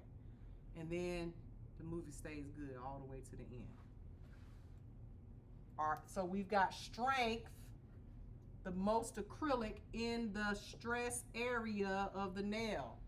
Okay, that's where the most acrylic needs to be. Now, if you slope down here, now we're talking more like a almond nail. You know, it's gonna look, but you're gonna be high here, and then it starts to go down. It's that movie that gets a little boring. Make sense? Okay, so you need most of your strength right there in that back third of the nail, and then moving on forward. Okay.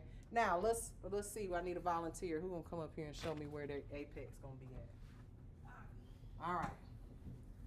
So if I say I've got a client that has a nail, we got a client whose nail is. Yep. Okay, we got a client. She says she want her nail this long. Okay. How many parts I'm breaking it up to? What I just tell you. Break it up into 3 parts. Three equal parts. Oh, I'm nervous. Okay, the cuticle Mm-hmm. right here. Is that equal? That look a little. You want me to do like? You need 3 equal parts. I was gonna do just 3 lines. Well, is it 3 lines? If it's 4 lines, if it's 3 parts. It's 4 lines. My bad. Okay. Hold on. Find your end point. Show me your end point. What the longest part. The longest part right here. Okay, so draw a line. And where's the middle? The exact middle. Exact middle Of the nail? of the nail. Back up so you can see what you're doing. Don't judge me, y'all. The middle would be right here, right? Yeah. So to find the middle of the middle, it would be 3 parts. So it would be right here, 3 parts equal. You need 4 lines for 3 parts. All right. 1 there and 1 there. So now is it 3 parts of our nail? Do we got 1, 2, 3? Yeah. Okay. Where's your apex gonna start? Start. The cuticle. No. It go right here. Your apex starts. That's the highest point. So the apex gonna be right there. Okay. So draw your X right there. Okay. Now, with this one, draw your highest point. Draw your from where you're gonna lay your cuticle. It's gonna start here, and then it's gonna go up, and then it's gonna stop right there and stay out. Okay. Okay. Boom. Straight out. Nice. There's your apex. It's your sister. So that's where your apex belongs, right there. Okay. On a long nail. Now, who want to show me on a short nail where it's gonna go? I should went on the short nail. No, you should stay right where you at. Miss keep trying. A plus. Come on. What you give me, Miss?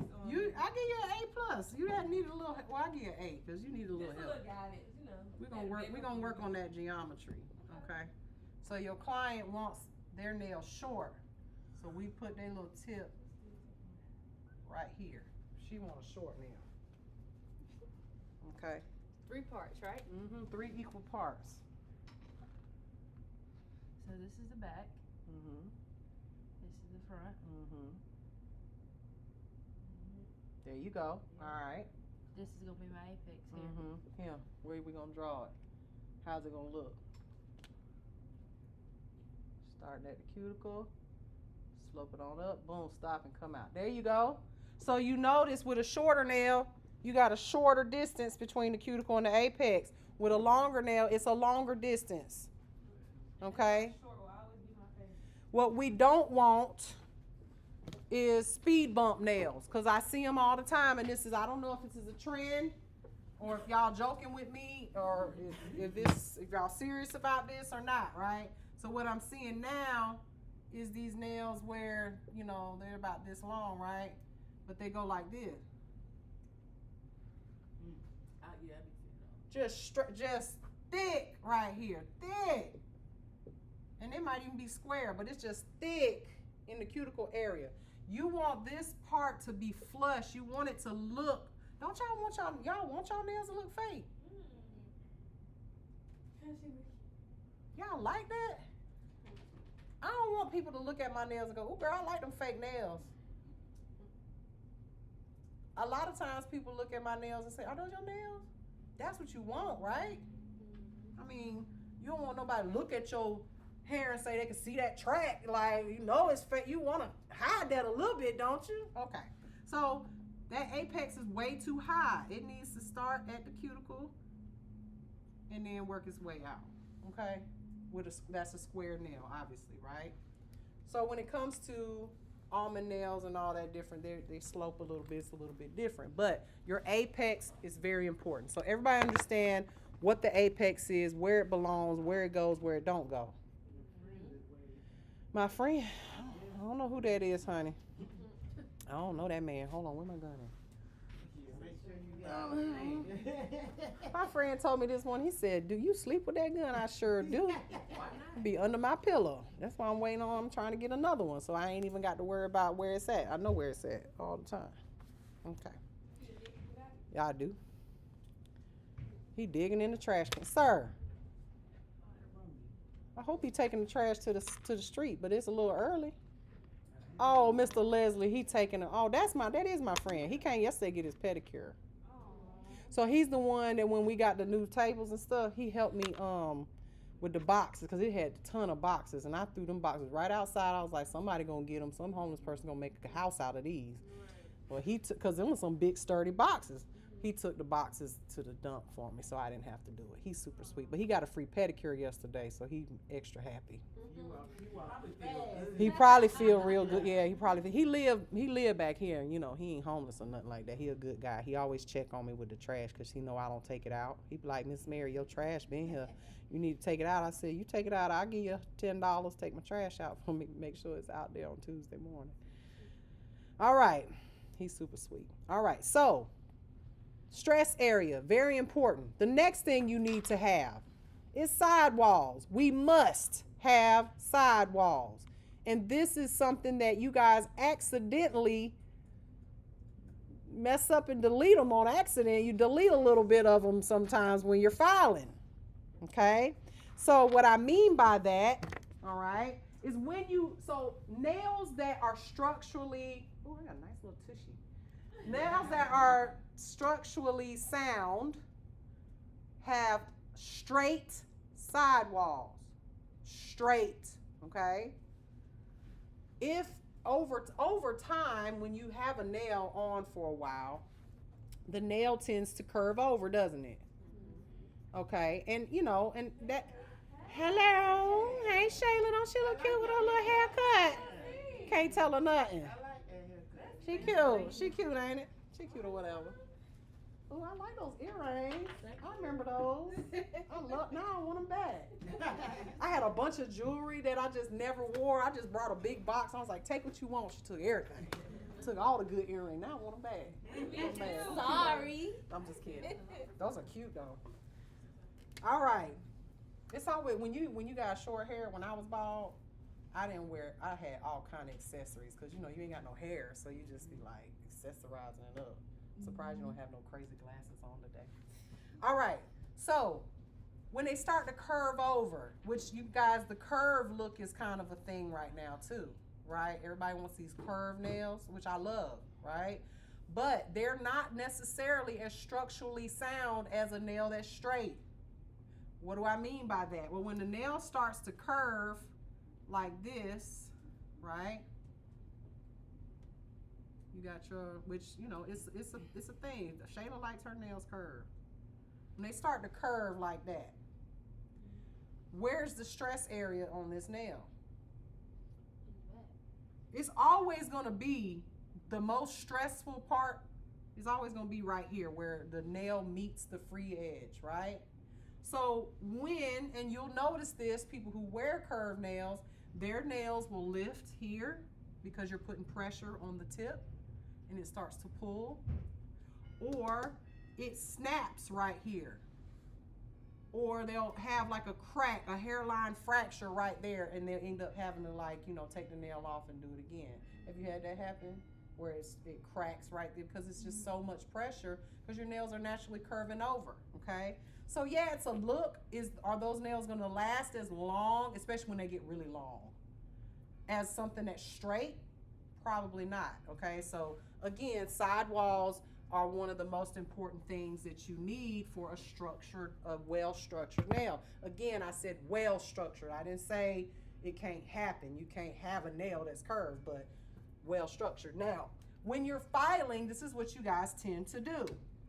Remember when I said we're, oh, I need to draw it the other direction. Hold on. When you're filing like a square nail, because I'm gonna always use square because it's a little easier to explain. When you're filing a square nail, and I did it again. Damn, y'all. Okay, upside down you, Mary. This is what I'm trying to do. All right, so you're filing a square nail, right? You got your tip on, you're filing a square nail. Well, you're holding your file, you want to hold the file straight. But some of y'all get in here and you're trying to, because you got it, you glued your tip down and you're trying to like get that straight. You get in here and before you know it, you're holding your file like this at an angle. Always hold the file straight. And then what you do when you're looking from this angle, what you do is you file a little notch right here. And now this part is missing. You file a notch in it. And then when you file that notch in it, then this is now what? It's weak, it's gonna crack. Okay? So leave that alone. Don't file in that area so much, okay? Pick your battles. Wait until you at least got some acrylic on it or something. And then file in that area. But you always want to hold your files horizontal to, lined up with your sidewalls, your natural sidewalls, okay? So that's the other thing that you have to have. Now, this third part, the undersection or the nail under extension underside is important. That is spelled all the way wrong. Underside. What is a side? Okay. Nail extension underside. That's underneath the free edge of the nail, like where the hyponychium area. This is the part that you'll have to worry about when you're doing forms, okay? Because the form has a little hole in it, and when you put the form on and it doesn't fit perfectly, you have a little gap, a little hole there. You lay acrylic, and then so what I mean by that is we have our nail, right? Okay. So when you put a form on, the form usually has a little hole, like a little hole right here. And you tuck it around the nail like this. Right? If you put the form on and that hole is not pushed all the way up, so you may have to cut the form so that the hole is under here. And then you got all your lines, you know, lines. If that little hole peeks out like this, when you lay the acrylic, what's gonna happen? It's gonna seep down into that hole, right? And if it seeps down into that hole, now you've got acrylic under the nail and not on top of the nail. We want acrylic on top of the nail. That's where we need it for strength, right? So this part has to be completely eliminated, meaning you may have to cut your form to make it fit. And this is an advanced technique that I will teach you guys next week, okay, how to do that. It's literally like making puzzle pieces. One piece fits into the other, but you have to make it fit perfect, and that's something that I will teach you guys how to do, okay? So with tips, not so much important. Now, this last part is the most important part. Thickness of the nail, the C curve of the nail, okay? And the length of the nail is very important. All three of these things go together. Now, what am I talking about when I'm talking about the C curve? Because it's different don't get it confused with the apex. It's the actual curve of your nail. That's when you look at it from this angle, that C shape that is in there is most visible with a square nail, right? You'll be able to see it. If it's a stiletto nail or something, you may not be able to see it visibly. You'd have to look under the nail to see it. Same with like almonds and round nails, okay? But that C curve is very important Think about like a straw, right? We got a straw here. A straw is round, okay? The reason why this straw, I mean, I could obviously, if I put enough pressure on it, I could bend it in half. But I'm just trying to show you how something that is a 100% full circle has way more strength than something that's flat, okay? Something that's flat like this would easily bend and snap. Whereas this, you know, it has more strength because it is completely round. So a 100% C curve, or excuse me, a 50% C curve, meaning half of a circle, is much stronger than a flat nail. So you guys have seen these tips, because I sell them both, right? I sell C curve tips and no C curve tips, okay? The no C curve tips are literally, there's no C curve in them, and it is a little like it's like a limp, whatever, right? If we look at these tips right here, okay, and these, because you guys tell me, does this have a C curve or no? Or is it, you know, kinda or no? You see that? It's a slight C curve. But if I had to put a number on it, I would say that this is definitely not a 50% of a circle. This is more like a maybe 30% of a circle, right? If I bent it, there you go. That's a deep C curve, right? So a nail that has, or a tip that has a 50% C curve is going to be much stronger than a flat nail. Okay? So, not everybody likes a C curve in their nails. Some people like those natural salon style nails. So, nail tips that have a deep C curve in them are not salon style nails. They are Russian almond type, you know, these exotic shapes. The sculpted nails have C curves in them. A true stiletto, you cannot create a true stiletto nail if it's not sculpted. I can cut this into a pointed shape, but it's not a stiletto that will not break. Your nails are sculpted right now, right? Or are they overlaid? But they're your natural nails, right? Do you have a C curve under your nail? Yeah. Come here. So she's grown her nails out, y'all. Sorry. And overlaid them. So, but you can see they're like a stiletto shape. Okay, hold on, let me see. Let me see if I can. There we go. If you look at this, hold on, let me make this bigger. There we go. Now I can. Okay. You turn it to the side, you can see that there is a C curve in there. And that is the reason why her nails are so strong.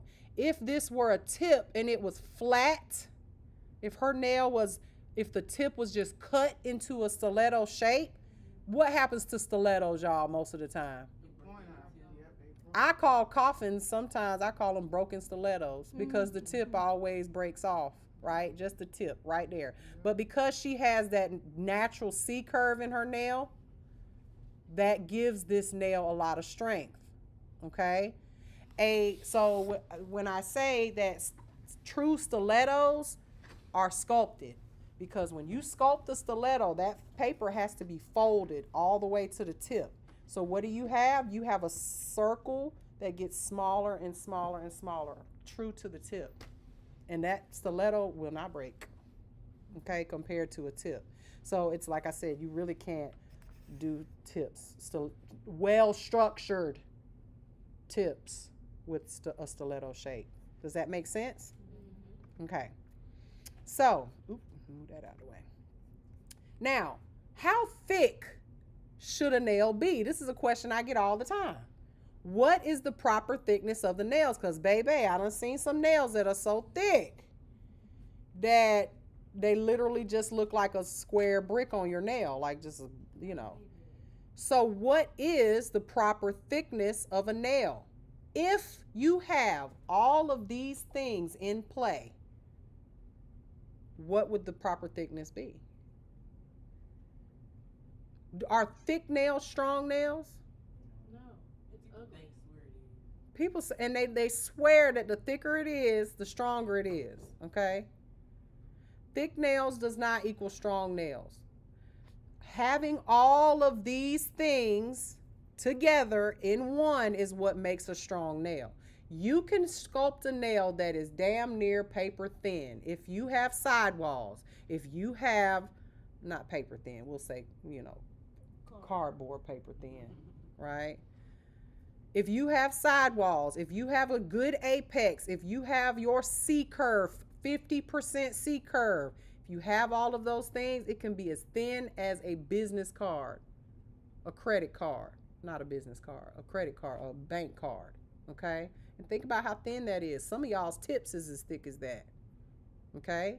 So, again, the thickness does not have to be, it does not, as a matter of fact, when you go to these nail competitions where they are giving, the prize is 10 grand for a perfect pink and white, and you thinking pink and white French tips, 10 grand? You know what they're doing though? They're taking calipers. Y'all know what calipers are? Those little, you squeeze it to measure the thickness of something. It almost looks like a little pincher thing. It just pinches.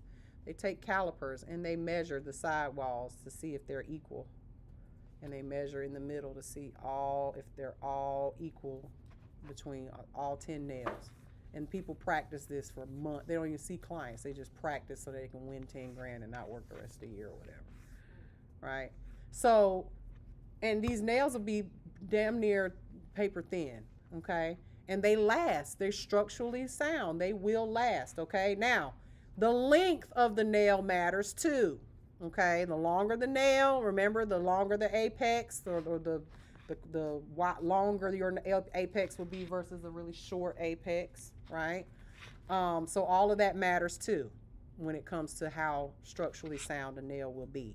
Does all that make sense? Okay, so with that being said, these are some nails I did, by the way. Those are my hands. Those were with my tips, and those are the C-curve tips that I sell. And they were, that's all encapsulated except for the stones. The stones are on top. Yeah, that was like 10 years ago. All right. So tips are beautiful. You can use tips. You can get the same results nowadays with tips that you can with sculpting. However, you are restricted to certain shapes. You know, you can't do a whole lot of things that you can do with forms. So we'll jump into forms next week. So with that being said, I need a volunteer because I don't even want to do this on a mannequin hand today. I ain't struggling with that. I want to show you guys. I just need one finger.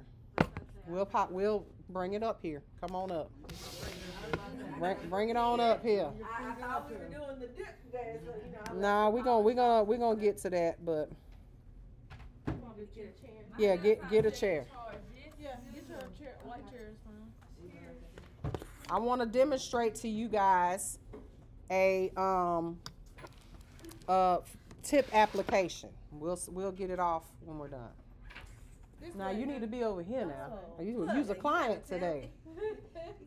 You're a client. She trying to sit beside me. All right. Okay. Let's see what we got here. Make sure we can see. Okay. She said Hot Mess Express. Yeah, my right hand be battered and bruised. Well, what you do to it? I had an accident with the E-file on these two fingers, so they're dark on the sidewall. Yeah, there's a lot going on. Okay. All right. So first thing we're going to do. Now, I'm going to do this on a human so that you guys can see what it's like to do it on an actual human. This is the cuticle remover, right? We're going to assume she washed her hands. All right, we're going to do all that. This is just the really watery cuticle remover I was telling y'all about. This stuff works great, all right? So I'm just going to drip that onto her nail, and it kind of absorbs a little bit. Don't ever touch the client's actual finger, all right? We don't want to contaminate, okay? Let me get a little, just to catch some of the drip, all right? Now, if I were to put this on all 10 of the fingers, by the time I get around to this finger, it will have absorbed some of that and softened it. Yes, dear. Turn the lights off. Yep. Turn off the lights. There we go. Okay, so y'all see that? So it will start to absorb. Now, when you looked at her finger, she probably plays on her nails and does her nails a lot, okay? And so she probably doesn't have too much cuticle on here, but I can promise you there's going to be something. So what I'll do here is take my cuticle pusher, don't matter which side you use here, and we're just going to push back. Look, it's on there. You see it? Look at that. It's been 2 weeks. Push that cuticle off of it. It didn't even look like she had none. Look at that. You see it? So that cuticle remover, it will get every bit of that little skin off of the, look at it. You see all that? All that has to come off. All of it. And you would look at that and say, oh, she don't have nothing going on. There ain't nothing going on there. It's there, okay? It is absolutely there. And just clean it off. Now, anything that does not just easily come off the nail is because it ain't supposed to, more than likely, okay? Just gently scrape. Look at all that. You see all of that? All of that had to come off. I need a cotton ball. Can you give me one and some acetone alcohol? Yeah, I got a quick question about that. Yes. cuticle remover. Okay. You know, the thicker one, can you add water to that to make a I thinner wouldn't. one? I wouldn't. I would just get me some this good stuff. This stuff is literally like what? Like a few dollars for a big. You don't need a big bottle. Like this right here is enough to last you forever. And I buy it in the big bottle and put it, distribute it to y'all, and I'll have that for 6 months in here, a year. Okay. All right. So now I'm just gonna cleanse this off to remove all of that, and her nail plate will be clean of cuticle. Okay. Don't blow on your clients. They got to pay extra for that. You want me to blow on you, girl? Okay. So now that nail plate is clean of cuticle. Now all I need to do is use, I can use an e-file, but or a hand file. If you're going to use a hand file, use 180 grit, nothing more than that, okay? Meaning don't do 100 grit, don't do 80 grit, 180 or less, okay? So on this side of this is 100 and 180, okay? So I used this yesterday on a mannequin hand, so that's why it's a little itch right there. So one of these sides is softer than the other. That's the rough side, this is the softer side. So what I'm gonna do is just gently etch her nail, or I could use a buffer, okay? We're gonna etch this nail everywhere that we are going to be laying the acrylic, okay?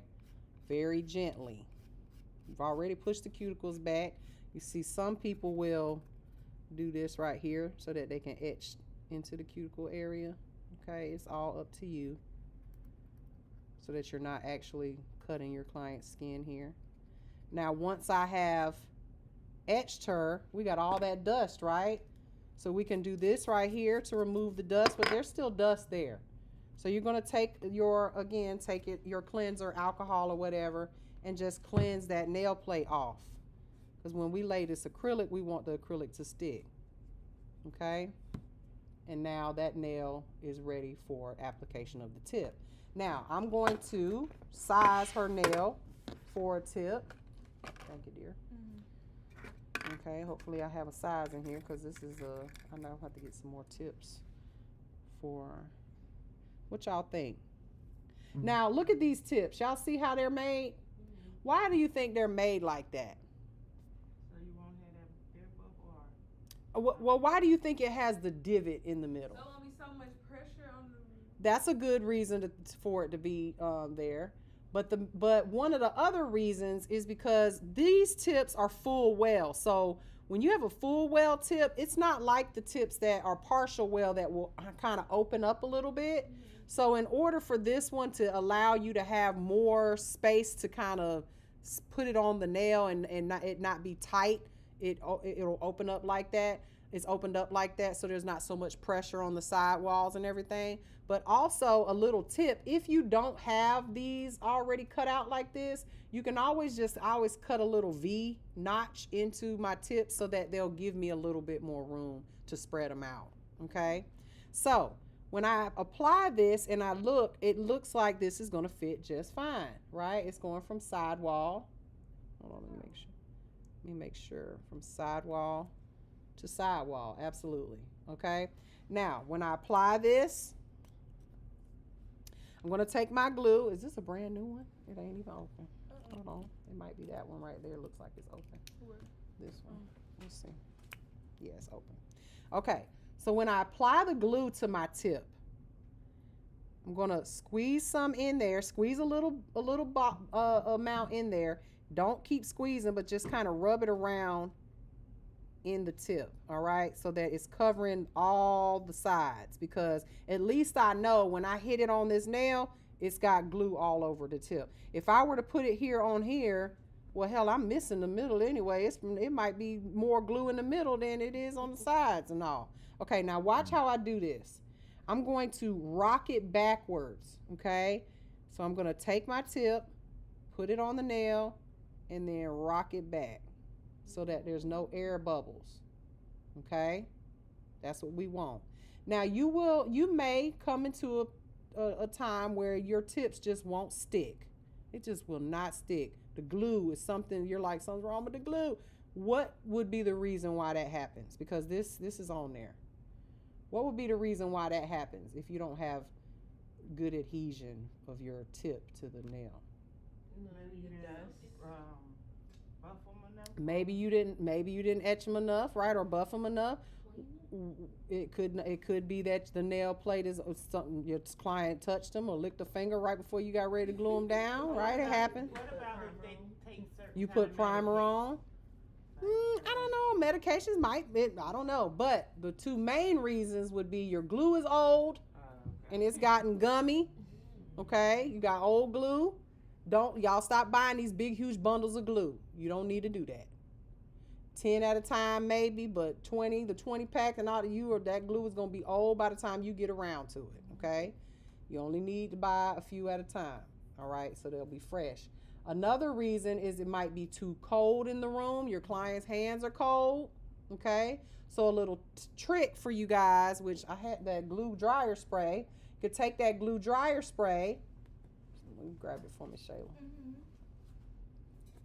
This is something that y'all do wrong, okay? You'll try to stick it on there and then spray it after, like that. Well, the glue underneath the tip, not on top of it, okay? Or you'll do like this. You'll be like, all right, Deidre, I'm going to hold it here. Now, spray that glue dryer spray on it for me real quick while I hold it. And then the client do like this, all on your finger like that, and it's now done crystallized and turned into cracks, okay, because this is meant to be sprayed far away, okay? This is a glue dryer spray. So how do you use this? What you will do is etch the nail, cleanse it, do all that stuff, spray the fingers like that. Then when you get ready to lay that tip on, instant stickage, okay, even if the glue is a little old. We don't want old glue, but if you're stuck with old glue, it's just what you got. You got to work with what you got, right? So the next thing I'm going to do, before I blend it, okay, what am I going to do first? Am I going to blend it or am I going to shape it? We're going to remember, length, clip, shape, blend, okay? So we're going to take, and this is just a pair of straight scissors, okay? We're going to take this tip and we're going to cut it. All right? Don't need anything fancy. Why is it not? That's the only thing about this program is it does not naturally autofocus, okay? Now, I'm going to show you guys this. I'm only doing this for demonstration purposes, okay? I'm going to show you guys how you blend the tip properly so that you're not damaging the client's nail plate. Okay, I'm going to use a marker. So what you see here, y'all see the line on her finger? You can see here. Now first I'm going to shape it into that nice square shape. So remember what I said, how I'm holding it. I want my thumb on this side so I can keep the pressure the same on both sides. So I got my thumb on this side pushing inward. Now I'm going to hold this, and sometimes it's stuck on the side here. Just take your file straight. Okay, see how I'm holding it straight? Straight. And then tip. Okay. Now as far as under here, you can again hold that line very straight.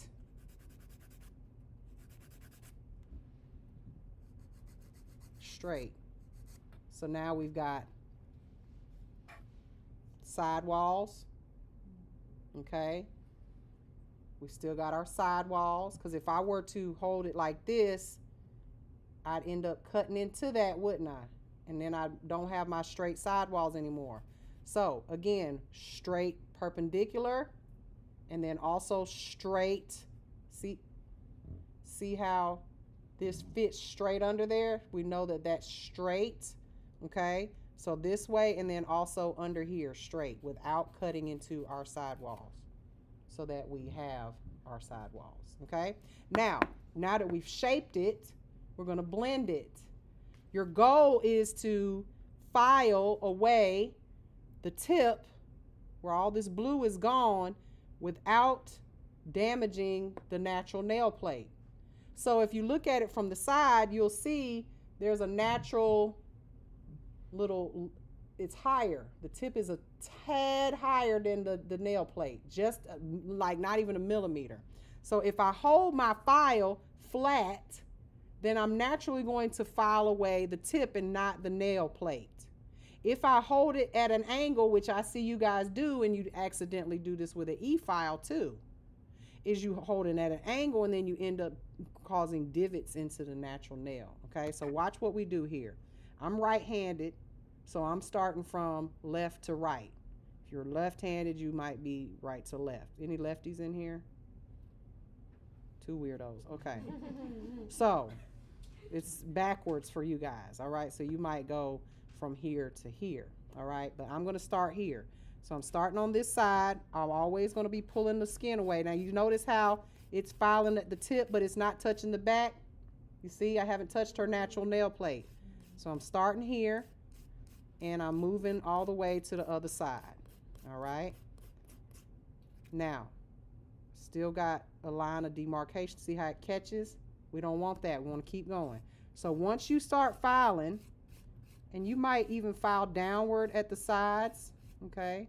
Once you start filing and you see this blue start to go away, that means stop. Don't file there no more, okay? You've brought the high part down to the low part. I'm filing. Now look, see how the blue went away? If I rub there, look, it's smooth sailing. There's no line there, okay? So we're going to keep filing. We're moving over to a part that's still got a little blue on it. Gently. And again, you'll get good at this where you don't need, of course, you don't need a actual marker, okay? But you see how that blue line is still there? I haven't quite hit that natural nail yet. I don't want to. But once I hit it, then we stop. Same thing over here. So I'm just pulling her skin back here.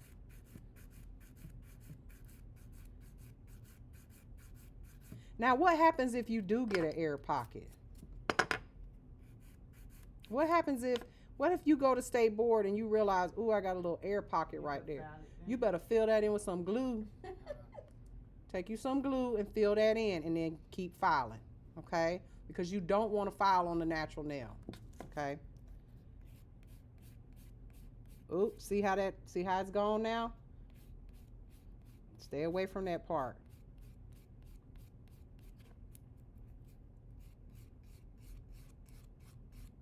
Gentle, gentle. What you want this to look like is an actual nail that she grew out. See how now the blue is gone? Got a little spot right there in the middle. The blue is gone. So now when I cleanse this with some alcohol, you can see that nail. Let's see, I got a little part right there. It's catching. And that might need to put a little glue right there just because, and you can do this. Put a little glue right there. All right, look, glue jar spray, boom. And that'll dry it. And then you can file on it.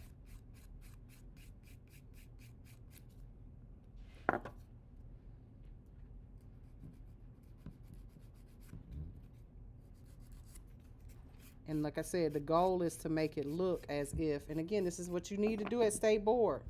The goal is to make it look as if it grew out of the client's nail. I could essentially take polish and put on there and you wouldn't know that wasn't her natural nail. Make sense? So if I rub, what they're going to do when you're at state board, and Shayla will tell you, it wasn't long ago she did this, they're going to take their finger, they're going to feel it and see that it's blended. And that's what you're getting graded on, blending the nail out. Okay? Just that easy. And I'll be honest with you, I like the way the full coverage tips look.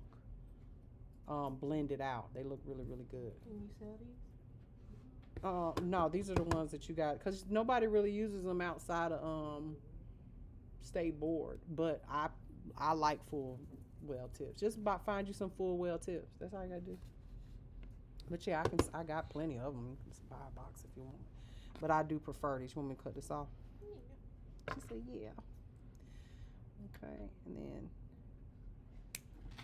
and then you could either soak it or file it all the way off. But that's what you guys are gonna do today.